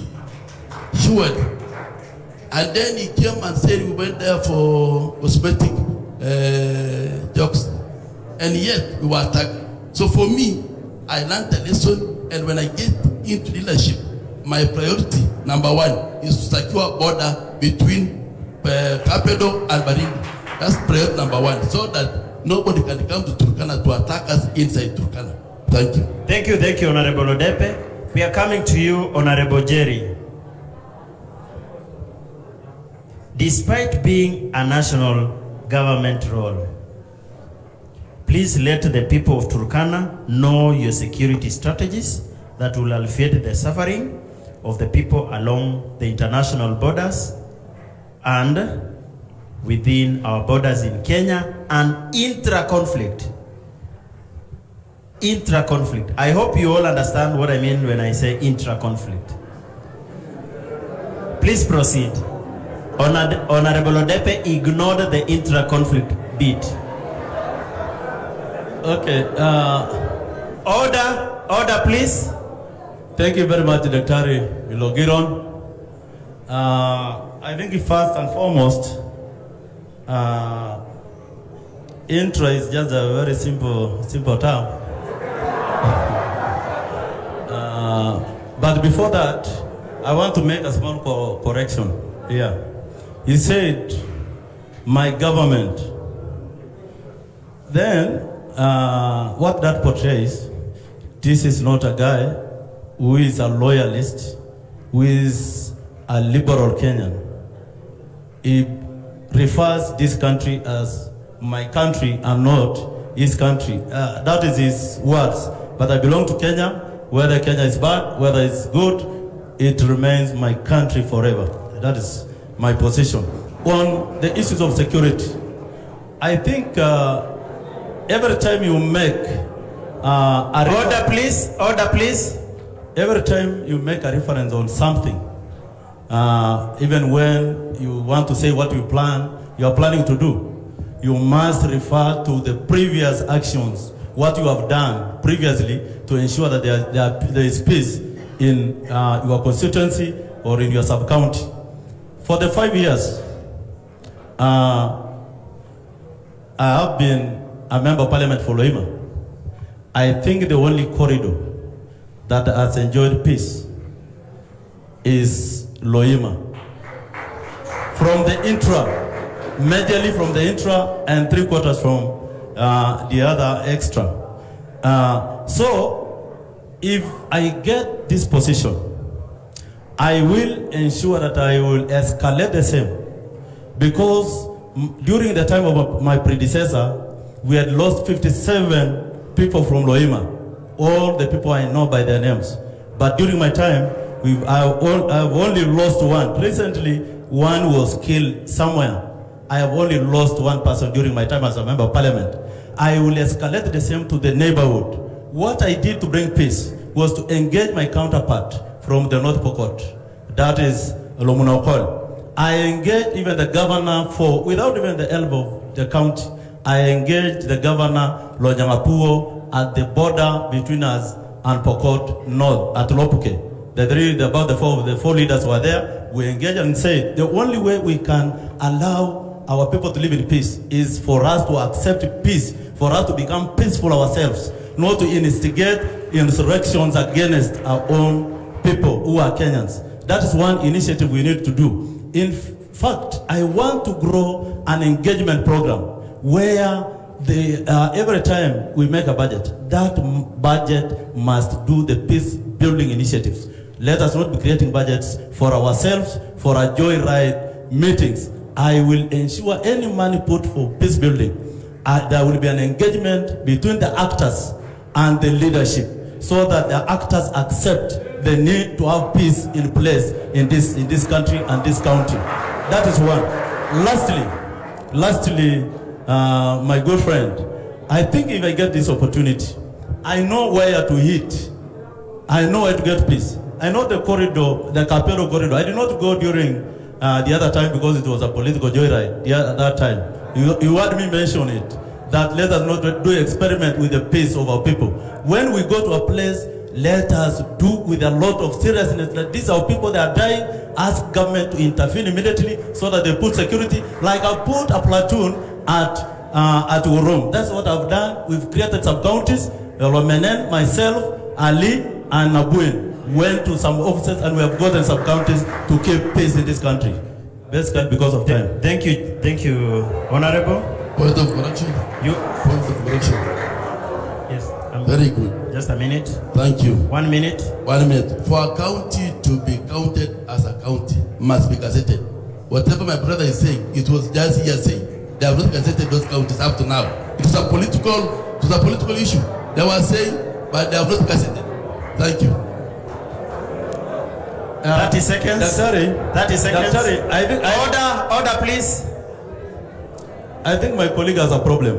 I think you read the Kenya Gazette. You read the Kenya Gazette that entail all the gazetted areas. All those areas were gazetted, and I think even my friends who are not part of us read the Gazette. Here is a leader who does not read. Thank you, Honorable Jeremiah. I think I am issuing that warning now to all of you that let us avoid attacking each other and use of the language that cannot be proper. A question to you. Are you the chair? Do you participate in security committees in Parliament? Yes, I do. Very well. There was disarmament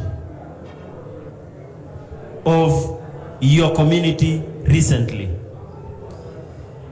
This has made your community vulnerable. Can you tell the Turkana community that you are the source of their insecurity? Okay, thank you, Dr. Logiron. In fact, becoming a member of that committee, I think you know the role of a security committee or any committee of parliament. I do understand. Yes, you do understand. Of course, we don't initiate programs from the executive side. As we receive questions, and then we will try to deal with them accordingly. I've been a member of the security committee for 1 year. Are you aware? I've been a member of security committee for only 1 year. After I quarreled, even my leadership, my party leadership, that why is it that there is no Turkana person who is a member of the security committee? It's me who really fought hard to ensure that I have become a member of that security committee. When I became the security committee, of course, the disarmament had already taken place even before I got there.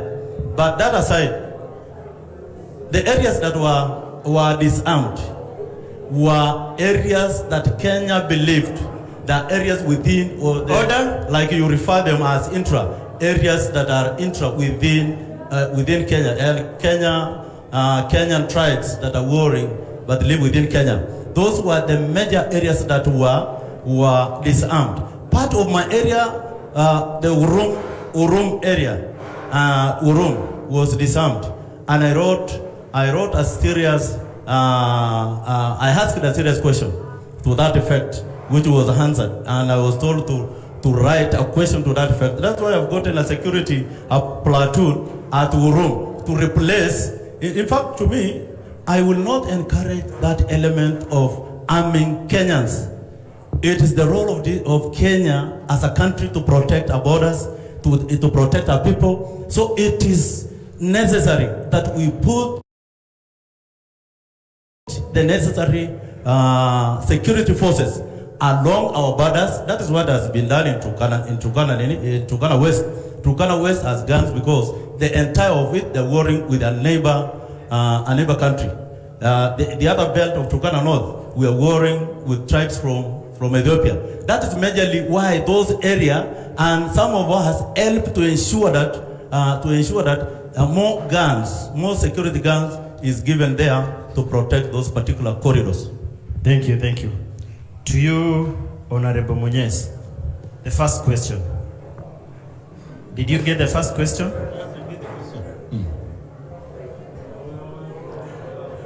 Refresh. Very well. The question is,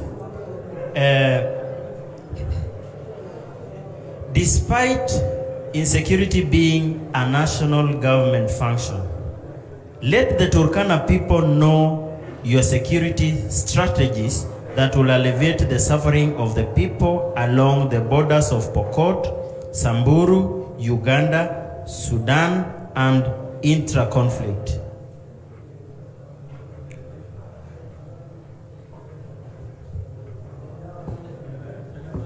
That was the question. What are your strategies? Order, please. Dr. I think this is to many of my Turkana people. This is a very grave matter. And this is a serious matter that every single Turkana person must get concerned about. Turkana County needs to define its territory. Every country or county must know the territory. As a governor, I need to know my territory. That is the root cause. It's land. The land question in Turkana is what is bringing us all these problems. I want to come through Kapedo and I show the Turkana public a sign that tells me and the public, you are now entering Turkana. The same with West Pokot. The same with Loima. The same with the Dasanaj in Ethiopia. When you cross Namorpur, Turkana doesn't understand its borders. We don't know. I don't know whether it's 77,000 square kilometers. Last time I knew it was 77. Now I'm being told it's 69. Sometimes he said it's 68. That is the first assignment I want to deal with. It's a justice issue. It's a matter I've raised with the Honorable Raila and Martha Karua. This is a debate that the country needs. Define the borders first. That is the root cause. After you have done that, you now engage the national government. It's a docket that resides with the national government. We need to collaborate with the national government. Ensure we have enough security for our people. Get the NPR system in place. Protect the livelihoods of our people. Now water comes in again. Food security comes in. Because those pastoralists need to be protected. But it begins with the land. The Turkana nation must define itself. The moment I've done that, then there's no incentive for the West Pokot residents to get into Turkana. We fight over land. As a senator, I went to Kapedo, you know that. When the Senate committee wanted to define Turkana, and they decided Kapedo is in West Pokot, is in Baringo. I came and stood there and fought for Turkana. I fought for Turkana. You people know what I've done in all these borders of West. Well, I will tell you, because you're a child, you have not known what we have done for the last 20 years. I've defended Turkana land. I've defended our people in Uganda. I've walked into Uganda in Kidepo to return animals and defend people. I've gone to Uganda and walked out with animals that were actually raided. I've gone into Ethiopia to save lives. That is my work as a leader of the Turkana people. First, let's define the land. Thank you very much. Thank you, Mheshimiwa. Second question. You are the champion of Ateker. You and others pioneered the creation of Ateker. Basically, Ateker's agenda was reuniting the people from the Ateker region. You've been doing it single-handedly without involving other leaders. Does it mean it is a one-man show or it is for political expediency? Well, I mean, this Ateker initiative is not my project. The Ateker spirit is our spirit. It's all of us. It's a spirit of sharing. And you've seen results that has come from our engagement in South Sudan, in Ethiopia. And this is one area I want to thank Nanok, Governor Nanok. The Tobonglore function, event that happens in this county is part of the Ateker. If there's something we can all be proud of, and I'm saying here in front of the project is here. And the project should be happy. Together with many people, although I'm the deputy, I'm the second deputy of the Ateker structure.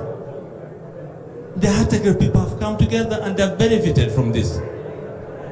So Daktari, welcome. You remember when we started it, I told you to help with the constitution. You yourself refused to write it for us. You refused. I'm still waiting for you to help us. Thank you very much. I do consultancy services that are paid. I don't feel sufficiently philanthropic. Very well. I start with you. You want to do a rebuttal? Yes, sir. Please proceed. The issue of Ateker, I don't want to talk about the project. That's one, I ignore that one.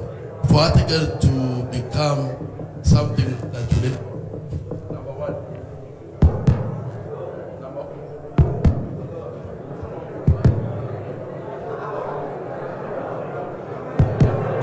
Testing. Good. It's okay. Order. Number one, for us to make Ateker work for us. Yeah? For me, it in number one.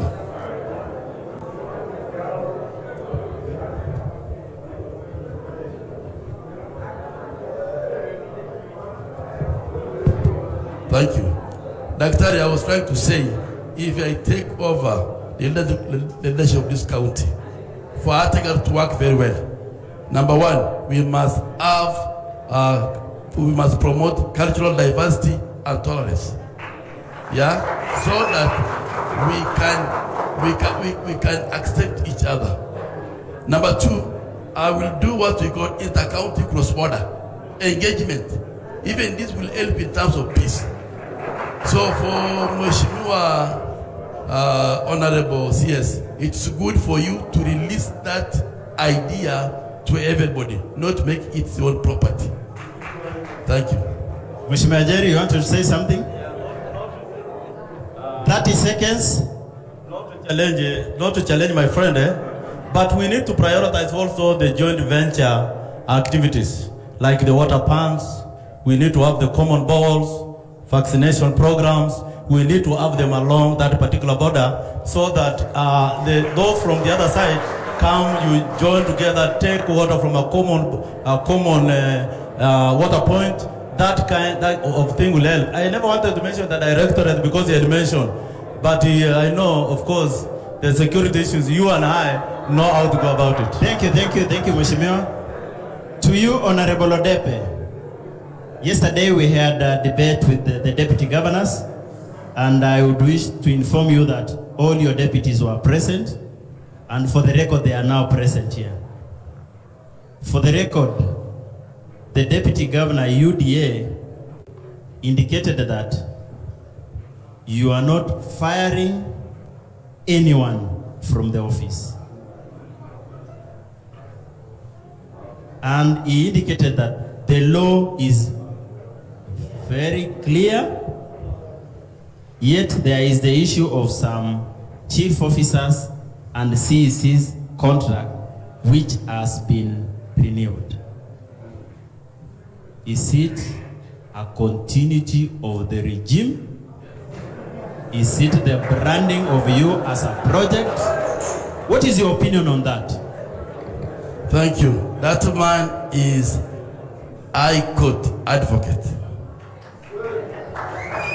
He knows the law very well.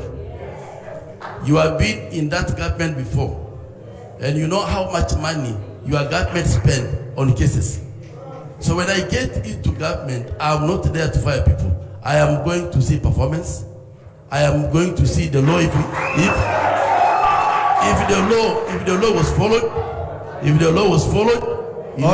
Order. Please stop clapping. We set our rules and regulations. Proceed, Mheshimiwa. Thank you, Daktari. I'm saying I have no any bad intention to the people who are working in county government, because these are Turkana who are qualified to work there. So when I get into county government, there are things that I will check. Number one, the process, was it genuine? If it was genuine, then I have no authority to fire anybody. Second, performance. If the guy has performed very well, even if he's from Turkana East or from Turkana South, and he has done his job well, he will continue with the job. So for me, I don't have anything to do with those guys. Not like my brother Lomorkai, who is after to fire everybody just because of his hatred and the governor was there. Thank you. Thank you, Mheshimiwa. Honorable Lomorkai, order please. Order. Honorable Lomorkai, are you coming as a broom to sweep, or you are ready for the court turtles? You have 3 minutes to respond to that. Okay. Of course, when I get into the office, my first job is not to come and fire anybody. I will be... Order. No, just allow we give an opportunity to each of the aspirants. We are not discriminating anyone. Please give Honorable Omurkai time to respond. Honorable Nakara was given time. Order, please. Please proceed, Honorable Omurkai. My 2 minutes have been wasted, so you will... Yes, yes, I understand. Please proceed. Order, please. Okay, I was saying... Yes. I will be very strict in following the law. If the Constitution of Kenya spells that the term of the CEC dies with the exit of that particular governor, that is the position of the law, according to me. According to me. Any other position that in law is not clear that its term goes up to this particular time, that I will give a benefit of doubt. But in a very rare occasion, because I know this government, this is a government that has failed Turkana people. So any position, any contractual position, I know Mheshimiwa Mwenyezi will support that expediently. Any contractual position, my dear friend, when I get into that office. Order, please. Order. Why lie? Proceed. Why lie? When I get into that, I will order. Of course, I will get there. I will ensure that new brand team that has not misled and looted from the gala of the Turkana people, that team will not be part and parcel of my government. Take it from me. Thank you, Mheshimiwa. Honorable Munez. Order, please. Order, please. Mheshimiwa Munez, same question. Yeah, just a bit similar to what he said. Yes. We will use the rule of law. Tutatumia sheria. Hatutafuta watu hivi. Sababu ni Waturkana, ni watu wetu. Lakini kama sheria inasema uvutwe, si utavutwa. Ni sheria tu utafuata. La pili, ghost workers. Wale wamejaa kwa hii county. Ghost. Wale wanakula pesa ya bure. Hao ndio tutatoa kwanza. Ndio tuweke watu kazi. Kwa hivyo, we are not there to victimize people, but just to work with you to get an organized government, an efficient government, with no corruption. I still want to entertain what he has said. Watu kama wanaendelea kuiba, hata hii 12 billion itakuwa ni bure. Itaisha yote. Kwa hivyo, we will respect the law. Thank you very much. Thank you. I'll now start with you, Honorable Munez. There were issues between Turkana County government and Tallow Oil in regard to disclosure of the agreement. When you become a governor of this county, how will you ensure that the disclosure of the agreement between county government and investors is shared by your people? First, let me talk as a Turkana leader, as a defender of the Turkana people. Anything that favors the Turkana is my priority. That is where I will begin with. The agreement must be shared by the Turkana public. It's a tripartite. It is government, is the client, and the Turkana people. But above all, the Turkana people must know everything and must benefit. I just want to say something and clarify this talk about the oil issues in Turkana, the 5% and all that. I must say that. Give me a minute to do that. I am only interested with the disclosure. The government holding documents, they don't tell the public. How will you operationalize that to make sure that what is hidden by the government comes to the community? Unless within the law they stop us from the confidentiality.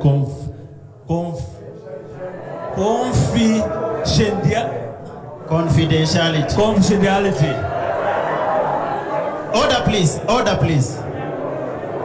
To delve on matters of confidence.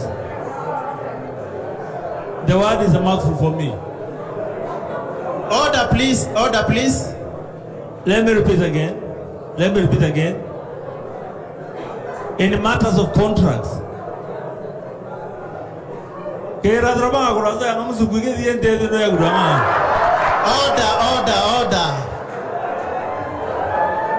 Order, please. Proceed, Mheshimiwa.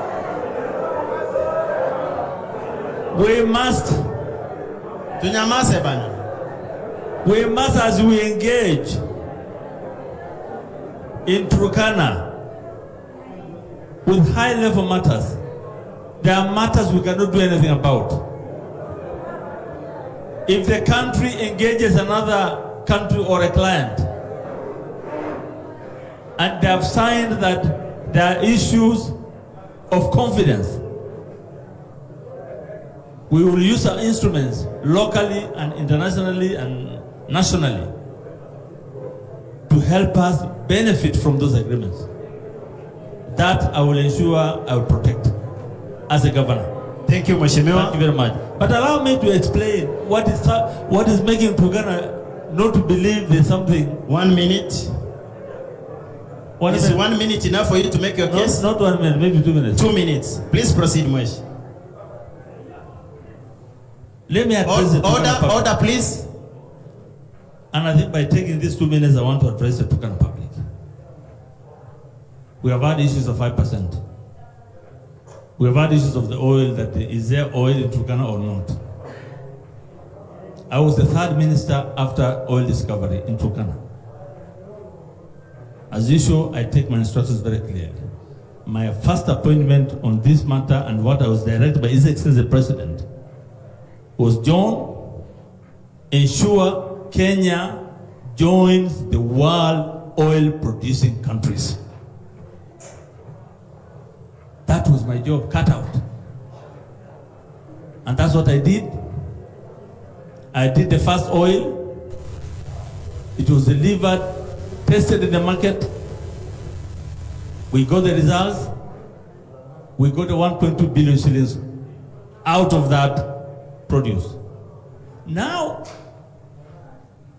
after discovering the oil, we needed to commercialize the oil to make money for the country and Turkana. And therefore, the best way to do it is either rail or a pipeline. Then I started that bit. After securing the country in the oil-producing countries, I did that. Now we started getting the commercialization of this oil. I went to Lamu, secured the land. I came to Meru, I secured the land. I came to Isiolo, we secured the land. Samburu secured the land for us. Turkana went to court. And the project there will attest to it. Turkana refused. Governor Nok took us to court. We went to court. The whole matter was blocked. Now is when we want to undertake that. After I've gone out. The moment we do the pipeline, then it's commercial. We have not reached there to make us richer, get the 5%. But the little 5% of the 1.5 million, 1.2 billion shillings has a problem because... One minute. Let me explain that bit. It's important for you to know that the assembly here has not put the regulations to enable us. Hiyo pesa haiwezi kalipwa hata ikiletwa hapa because haina sheria hapa Turkana. Mpaka tuweke hiyo sheria, pesa ya serikali mpaka ilipe na sheria. Sio ya mfuko ya mtu. Hata mimi nikiingia kwa serikali siwezi toa pesa nikupatie bure. Mpaka tuwe na sheria ya kulipa. And that's where we are. For those who will understand, it's as difficult as that. Thank you very much. Thank you. Honorable Napotkan. Talo Oil published their agreements with Ghana because of transparency. But in Kenya, they are shrouded in secrecy. As a governor, how will you make locals trust allocation of proceeds if the agreement is done with a lot of secrecy. Okay, thank you, Daktari. I think I am known as a very straightforward person, straightforward leader, a leader with very serious integrity. So what I will ensure as a governor of Turkana County, no thing that is secret, that has not been brought to the public, that has not gone through a process of public participation as entailed in the Constitution, such a thing will never take place in Turkana County. Whether brought by a king, whether brought by who, I want everything that will come to this county, whether in favor of any very important project, to have a document that states clearly, this is the where it has originated, this is what it intends to do, and this is the process that participated the people of Turkana County. That is basically what I will ensure that it has been done in this county. Thank you. Honorable Odepe. Asante sana. Daktari, kama kuna kitu ambacho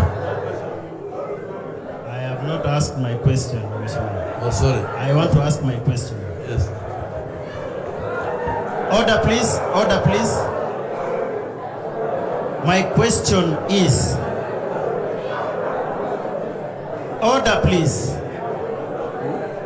Order. Order, please.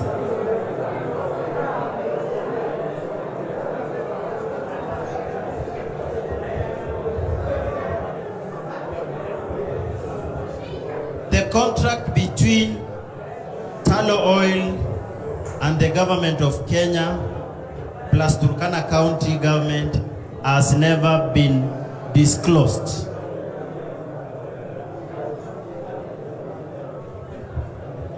The contract between Talo Oil, government of Kenya, and the Turkana population has never been disclosed. As a governor of Turkana County, how will you make sure that we have seen the contract, we've interacted with the contract, the issue of local content has been incorporated? Thank you. Daktari, sikuwa nasema kwamba muuliza swali, nilikuwa na swali la ziada. Lakini kwa hivyo sasa wacha tunijibu hilo lako. Jambo la kwanza daktari, kama kuna jambo ambalo Turkana hawatasahau maishani mwao, ni kwamba mkataba wa mafuta hawajajua mpaka leo, na mtoto wao alikuwa waziri. Hilo litashika Mheshimiwa Mwenyezi mpaka mwisho. Jambo la pili, tuko na uhuru ya kujua. Sheria inasema ya kwamba kila Mkenya ana uhuru la kujua habari yote zile. Miaka ambazo Mheshimiwa Mwenyezi amekuwa waziri wa mafuta, alikuwa wapi kutujulisha hiyo mkataba inasemaje? Ya tatu, mimi nina swali mbili kwa Mheshimiwa Mwenyezi. Ya kwanza, wapi riba ya mafuta ambayo ilitolewa hapa ikaenda nje? Ya pili, Mheshimiwa minute, tulikubaliana atupigi makofi. Heshima ni mzuri, mandugu zangu na dada zangu. Tuachie Mheshimiwa Lodepe aulize swali lake na ame clarification ya Kenya anafaa kusema. Tafadhali. Si tarehe 9 mnataka kuwa na governor? Tuendelee Mheshimiwa. Swali la pili, daktari. Naam. Pesa ngapi tunadaiwa kama Turkana County? Kwa sababu tuna deni kubwa ambayo Talo inatudai kama inchi, ambayo itachukua miaka 20 ama 30 kabla hatujaonja hata dururu ya mafuta. Jambo la mwisho, mambo ya mchanga ambayo waziri anasema kwamba Turkana County walikataa. Sikiza daktari, mimi ni mheshimiwa. Isiolo walilipwa Meru walilipwa. Unawezaje kumwambia Turkana County wapeane mchanga bila kuhusisha wenyewe? Hapo ndio shida ilikuwa. Sasa huwezi kulipa watu wa Isiolo, ulipe watu wa Meru, alafu Turkana unasema tuchukue namna hiyo. Thank you Mheshimiwa. Hilo ni swali ambalo Mwenyezi lazima ajibu. Hatuwezi kulaumu county government assembly ya Turkana kwa sababu walikuwa wanataka weke sheria ndio mchanga ichukuliwe. So lawama kubwa ya mafuta maisha yake yote ni Mwenyezi. Thank you Mheshimiwa. Mheshimiwa Mwenyezi, you have a right of reply. You have how many minutes? Andrew? A minute and a half. Daktari, inafika wakati mpaka tutajiuliza huyu ni pastor ama huyu ni mtu aina gani? Order. Kwa sababu sometimes you just understand, you don't understand. Order please. Please allow Honorable Munyes to respond.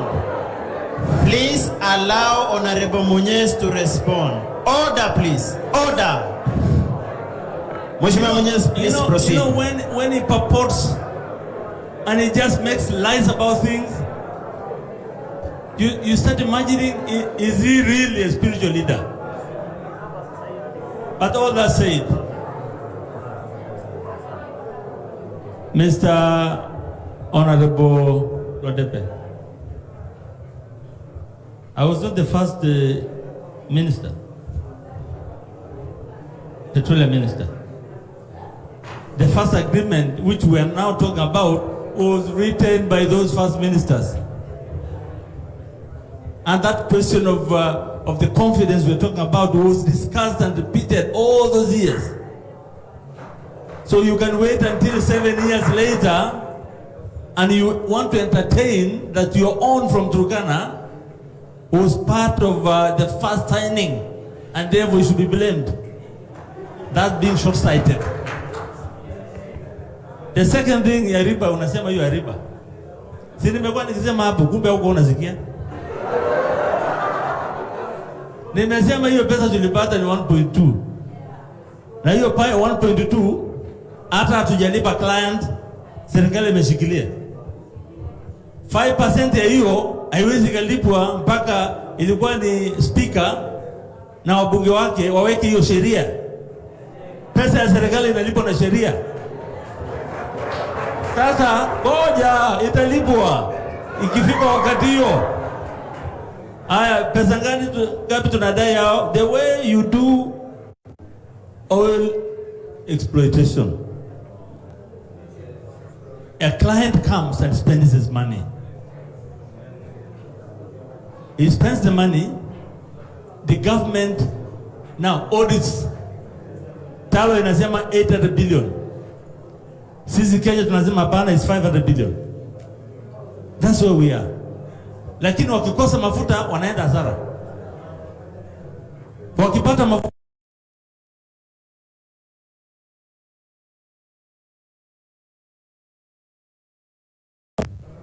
if we get 100 billion every month, there's a formula. They take 35%, community inachukua kidogo, so kila mtu anapata kidogo kidogo mpaka wakati itaisha. Mpaka wakati wao watafika wakati wa kurudisha pesa yao. Wakirudisha yao sasa Turkana inabaki na serikali. Question. Sasa kama usielewa kama mbunge, nani mwingine ataelewa? Si Turkana imekufa kabisa, imekuwa bure. Are you done, Honorable Munyes? Doctor, I am coming to you. Yes, are you done, Honorable Munyes? Question. Are you done? Please proceed. Thank you. Daktari, I want the minister to tell us how much, so that when we prepare, listen, you see, Daktari, I have never seen a leader who does not know about his ministry. As a leader who's coming to take over as a governor of Turkana County, I must know how much money was spent in oil exploration, so that we can just a minute. No, understand this question. Honorable Rodepe, please. Honorable Rodepe, The official claim by Talo is the tune of 800 billion. We are saying as a government, and that is when before I left the ministry, we said that is not the right figure. That claim is questionable. We are talking of to the tune of 500. We are still debating. We're going to court. We're doing all this. So you cannot say, I don't know. My ministry is talking about 500. Talo is talking of 800 billion. We are still discussing the figures. So kama unataka kujua iko katikati ya 500 na 800.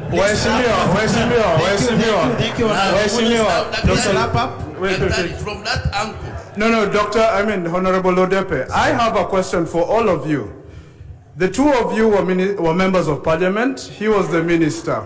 So the question then goes, as oversight, as an oversight body, did either Honorable Lomorukai, Jeremiah, or you, Honorable Lodepe, apologies. Honorable Lodepe, did either of you ever call Honorable Munez to Parliament to actually ask for these contracts?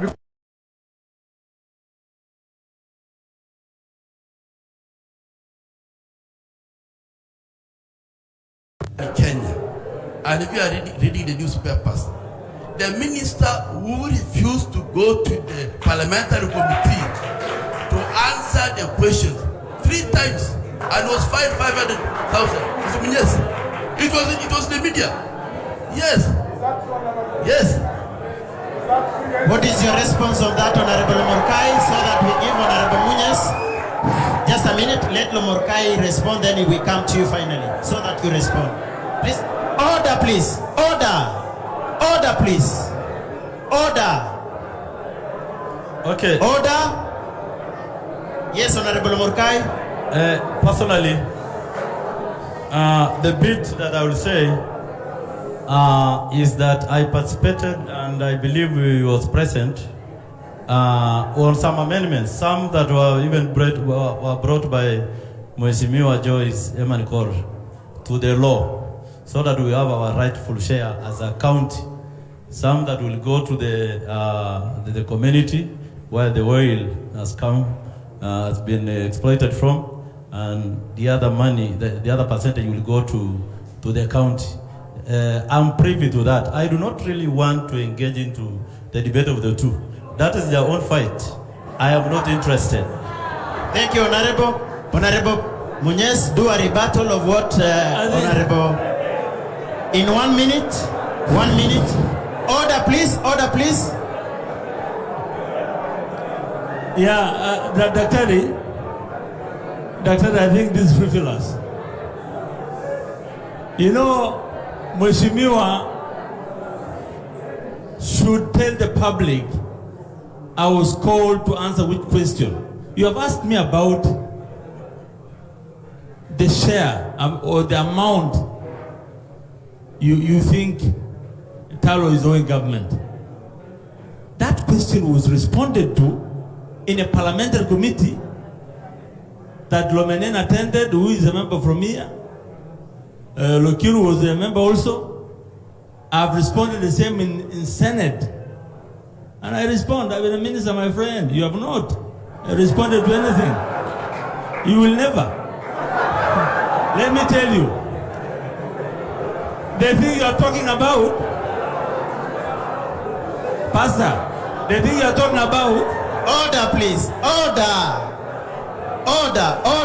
Order, members. Order, please. Proceed, Honorable Munez. You're done. The thing we are not doing more rebuttals. It's about the oil prices in Kenya. I responded 3 times until I got tired with Senate. And nothing happened. I never paid the 500. I could not respond 3 times. What is causing this? You tell them is the international market. The crude oil, when it goes up, the prices go up. You repeat it 3 times. I told the president I cannot do it again. The president himself told me it's ridiculous. I responded in that Senate and Parliament 3 times. Thank you, Honorable Munez. I could not respond on that one. But on this one, you're asking me, excuse me. On this one you're asking me, I responded in the Senate committee and the parliamentary committee. A different question altogether. But if you want the answer, government is claiming 500 billion, Talo wants 800 billion. Your case bad and for your information. But you can't tell your people what is going on in the country. You don't attend parliament. You just sit out. Order. Mheshimiwa, just a minute. Just a minute. We want to avoid more rebuttals. No, not rebuttal. I want not rebuttal. I hope it will not be a question that will require Honorable Munyes to respond. Not a question. Not a question. Go to parliamentary portal. Go to the parliamentary portal. The best, the county, Turkana County, the best member of parliament who participated and spoke many times in the parliament, Lodepe. Go. Thank you. Second.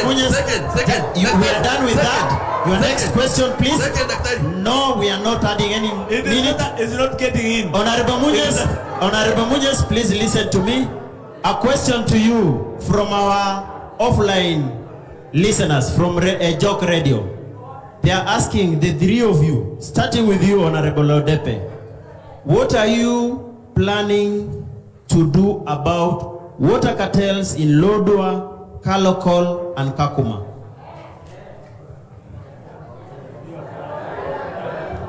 Number one, use M-Pesa. Pay bill.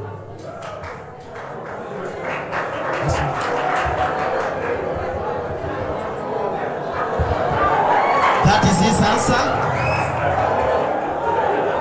Proceed, Honorable Murkai. What are your plans for the water cartels? Okay, thank you. Order. Order, please. Order. Proceed, Honorable Murkai. Okay. Proceed, Mheshimiwa. Thank you, Daktari. I think before I answer that question, you see in Parliament, one cannot be denied an opportunity just to raise an hand and say anything, whether it is relevant, whether it's what. But there are members of Parliament who are extremely objective. When they speak in Parliament, they give a narrative that is equal to their task. But just speaking for the sake of it, something that has always been proven in Parliament, that this English is not understood and irrelevant. Please respond to the question, Mheshimiwa. I apologize. On issue of water. On issue of water, you mean water cartels? Water cartels in Lodwar, Kakuma, and Lokichogio. Unless you want me to expand on. Okay. I know the water cartels in Lodwar are emissaries of some of the leaders seated with us. So when I get into the office, we must do a serious cleanup of the organization handling the issues of water across the county, the sub-counties you have just mentioned. We must put a clear system of making the necessary payment of the water so that we get. Dr. has not listened. Please proceed, Honorable Munyes. Again, moderator, you will see it's again places like Kalokol and Lodwar that suffer under the watch of Honorable Rodepe. Surely you can be sitting here. You should be the one telling us what to do. Cartels will go.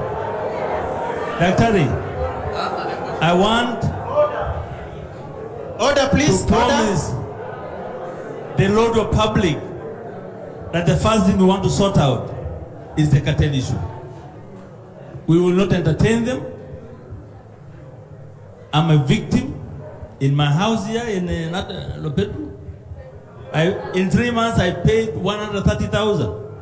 as if I was in a factory business. These are cartels we want to deal with. You can imagine how much people pay out there and they suffer because of some crooks.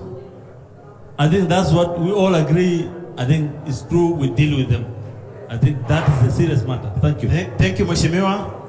Daktari. We are not doing a rebuttal. No, point of correction. I am giving you an opportunity to tell our online viewers, our radio listeners, your what is it called? Bottom-up approach, and which way you are taking the Turkana voters. This is an opportunity for you to tell us what you have for Turkana as your closing remarks and your parting shot. Thank you, Daktari. First of all, I want my brother Lomorkai to know there is a difference between learning the language and acquiring the skills or the knowledge. Language you can learn, knowledge you can gain. Differentiate that one. I don't have a River Road degree. I went to school very well. Now, on that issue of bottom up, this country is too much of trickle-down economy model. Order, please. Order. Tafadhali tunyamaze, tupatie Honorable Odepe nafasi asungumuze na sisi na tuombe kura. Ama mshaomba kura? Tuendelee, Mheshimiwa Nakala. Thank you, Doctor. I was trying to say that for many years we have been using trickle-down economy model, which has not done good for us. That model is for the few people who have money, and those are the people who are refusing the bottom people to come up. And our president, William Samoei Ruto, who is hustler, who knows that the bottom man must be a decision maker. He must be brought to the table to sit with other people in making decisions. We want to bring Mama Mboga to the table where she can have purchasing power where she can buy things herself.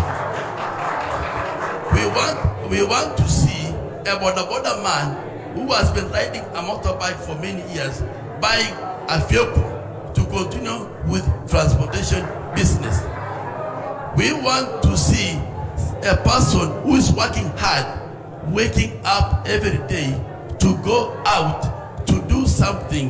We want to see that person growing in whatever he does.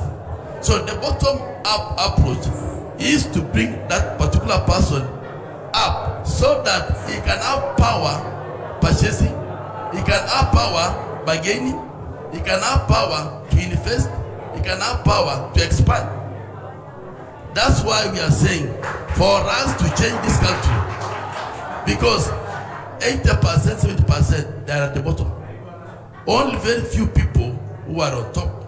So for us to make this economy work, this country, we must go down. We must actually give these people some grants or some loans so that they can do business like other people do. In 1 minute, tell us who we should vote for president downwards. Then you give us your parting shot. Parting shot, very brief. My parting shot, it is obvious. It is obvious all of us here are equal. Among the equals, I am the best option. It is obvious all of us that we are equal. But among the equals, the best option to make this county to go forward without discrimination, without stealing. Order, please. Order. Order, please.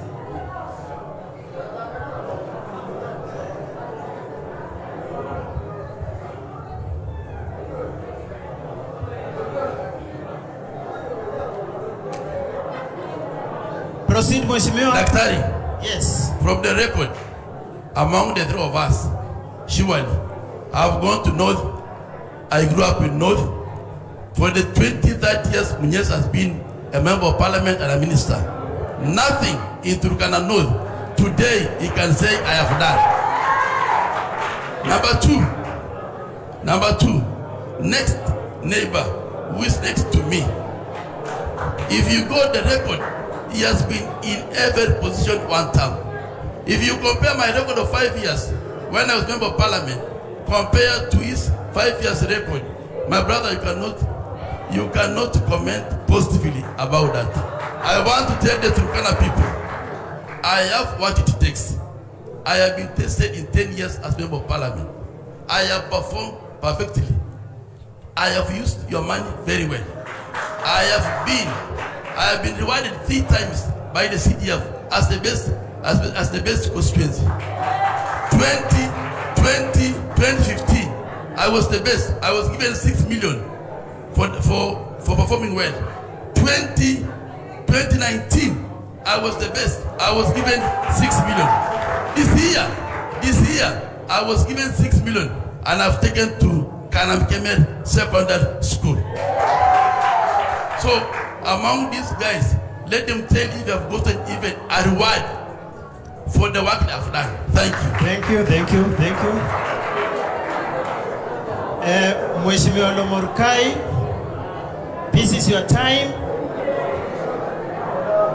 Order, please. Order, please. Tell us about inawezekana and the Simba imekata nyororo. What do you have for us? Okay, thank you. Thank you, Daktari Logiron. About certificates. We are seated here, all of us going for the position of governor. One of us will take with or without certificates. Is that the case? So I do not want to engage, because if I engage, we will expose the most weakest candidate we have here. Okay, number 2, on just a minute, Mwesh. On Azimio. Order, tafadhali. Order. Tuendelee, Mwesh. Okay, on Azimio. I think my party leader, of course I'm the vice chair of the National Executive Council of ODM in Kenya. So I'm not a small member of a party in this city. Number 2, my leader, Raila Amolo Odinga, has a lot to give to the people of Kenya. Number 1, just to cite a few of them. The issue of Baba Care. Baba Care would want every Kenyan to be insured, so that when you get to that referral or to that dispensary or to that hospital, my friend, you will get free services without any single payment. Number 2, on the social protection issue of Raila Amolo Odinga, the Turkana people being one of the areas in the that is marginalized, every person in Turkana County will be getting nearly 6,000 shillings on monthly basis to try to alleviate the poverty-stricken Kenyans, so that we reach a level of the rest of Kenyans who have really gone ahead of us. Number 3, I just want to give out a parting shot, because we are seated here on testers. All of us are trying to sell our manifesto and the good things we are going to do. I am appealing to the people of Turkana County. From all the ratings that have been done, it's either Jeremiah and Mheshimiwa Mwenyezi. My good friend here, his position is known. His position is clear. So even when we are talking about the candidature here, I am focusing to defeat and beat Mheshimiwa Mwenyezi. I have no focus.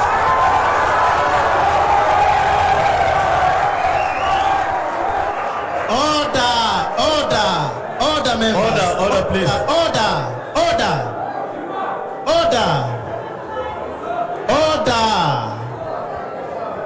members.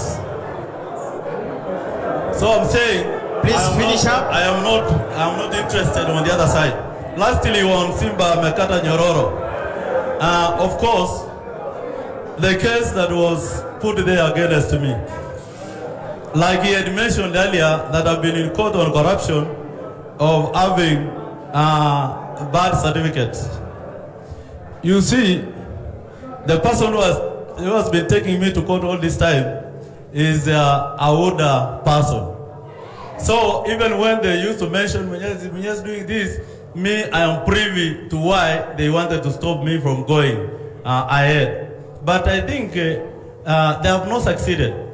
Instead, they have gotten, in fact, I will give them a run of their money. This team that has money, I will give them the run of their money, come 9, and the people of Turkana County are here from every single constituency. If you ask him, which constituency are you going to be elected? He cannot even mention Central. He cannot mention West. He can't mention South. He can't mention East. So, it is already known who are these people, 2 people who are contesting. All of them are from Azimio. So, vote for the right person, and things will be better for the Turkana people. Thank you. Thank you, thank you, thank you.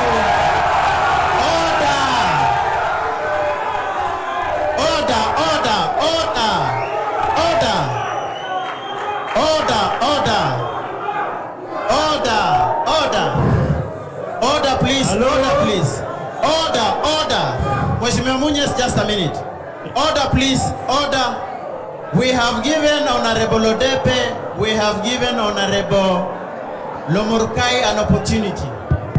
Finally, let us give Honorable Munyes so that he tells us about Taramanakuri, and finally tell us what is Mamu Iboren Ngakot.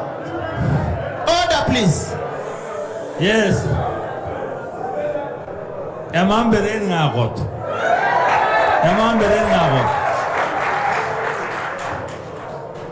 Tufanye siasa ya amani. That's what I meant.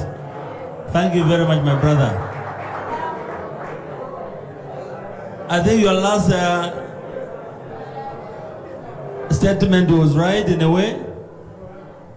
I attended a Thanksgiving yesterday, and as I sat there, a lame person came close to the 2 of us. I was sitting with the Honorable Odepe.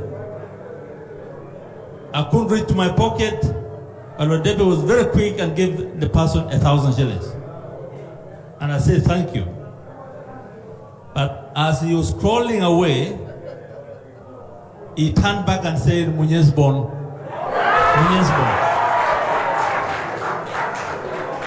I couldn't imagine how somebody can be so unpopular in his own function.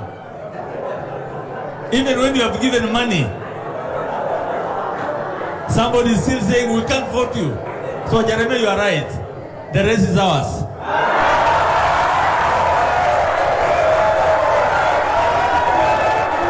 The 2 of us.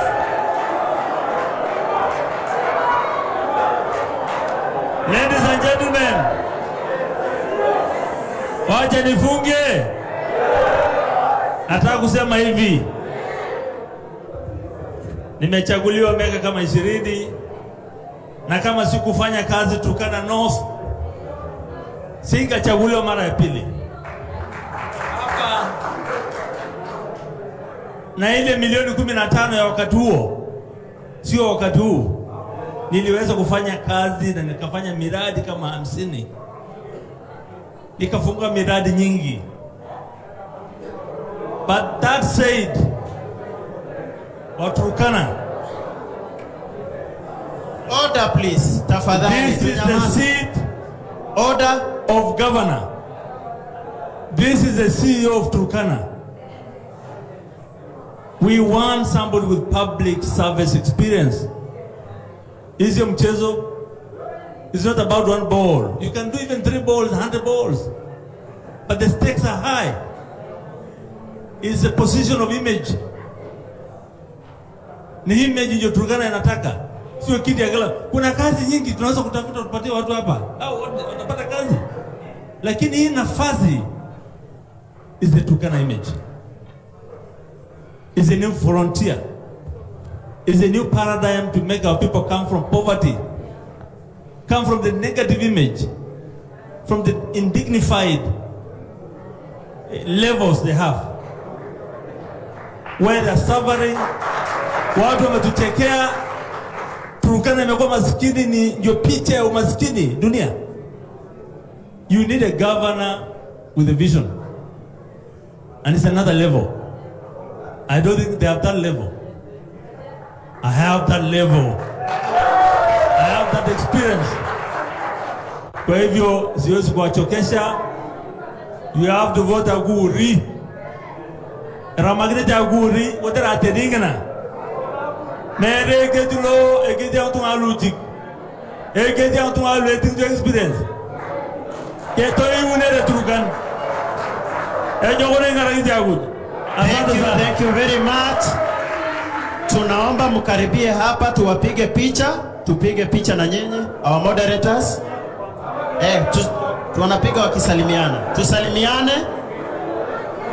Kama chocha ngoja kwanza tusitoke. Tunataka kupeana order ya kutoka. Aspirant anatoka na watu wake. Hatutaki commotion. Ladies and gentlemen, tafadhali. Ladies and gentlemen, tutulie kiasi. We have your honorables, our honorables, tafadhalini. We have an invitation. We have an invitation for the 3 candidates to attend.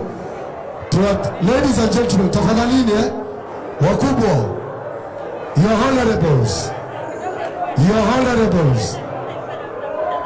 Honorable Odepe, Honorable Murkai, Honorable Munyes. On 2nd of August, we are having the first ever public, we are launching a product, the first one ever in Turkana. The milk that we've given you, the bread that we usually share to our people. On 2nd, it's non-political. We wish you guys to come. We have a dinner with you. Tukuleni tujibambe. Asanteni sana.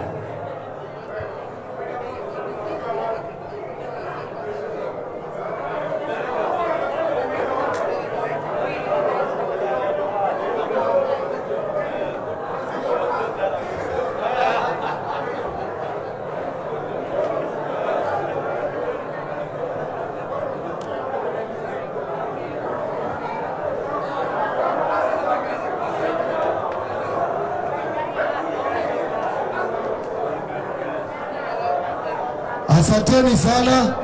Order ya kutoka tafadhali. Order ya kutoka. Honorable Odepe, tunakupatia dakika 2 wewe na wafuasi wako mtuondokee. Alafu baada ya dakika 2 tunapatia tena Honorable Murkai na watu wake watuondokee. Baada ya dakika 2 ingine tunapatia Honorable Munyes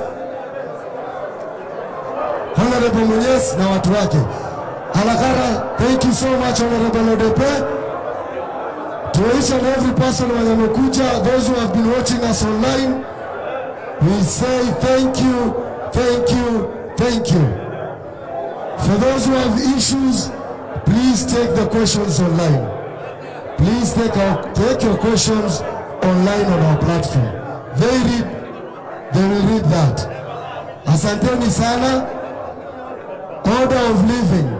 Honorable Odepe and his entourage will exit these premises, then followed by Honorable Murkai, then followed by Honorable Munyes. Asanteni sana. We wish you all well. We wish you all well. We wish you guys well. Honorable Odepe and his entourage, asante. Honorable Murkai and your people can take photos. Photos for Honorable Murkai and his people. Asanteni.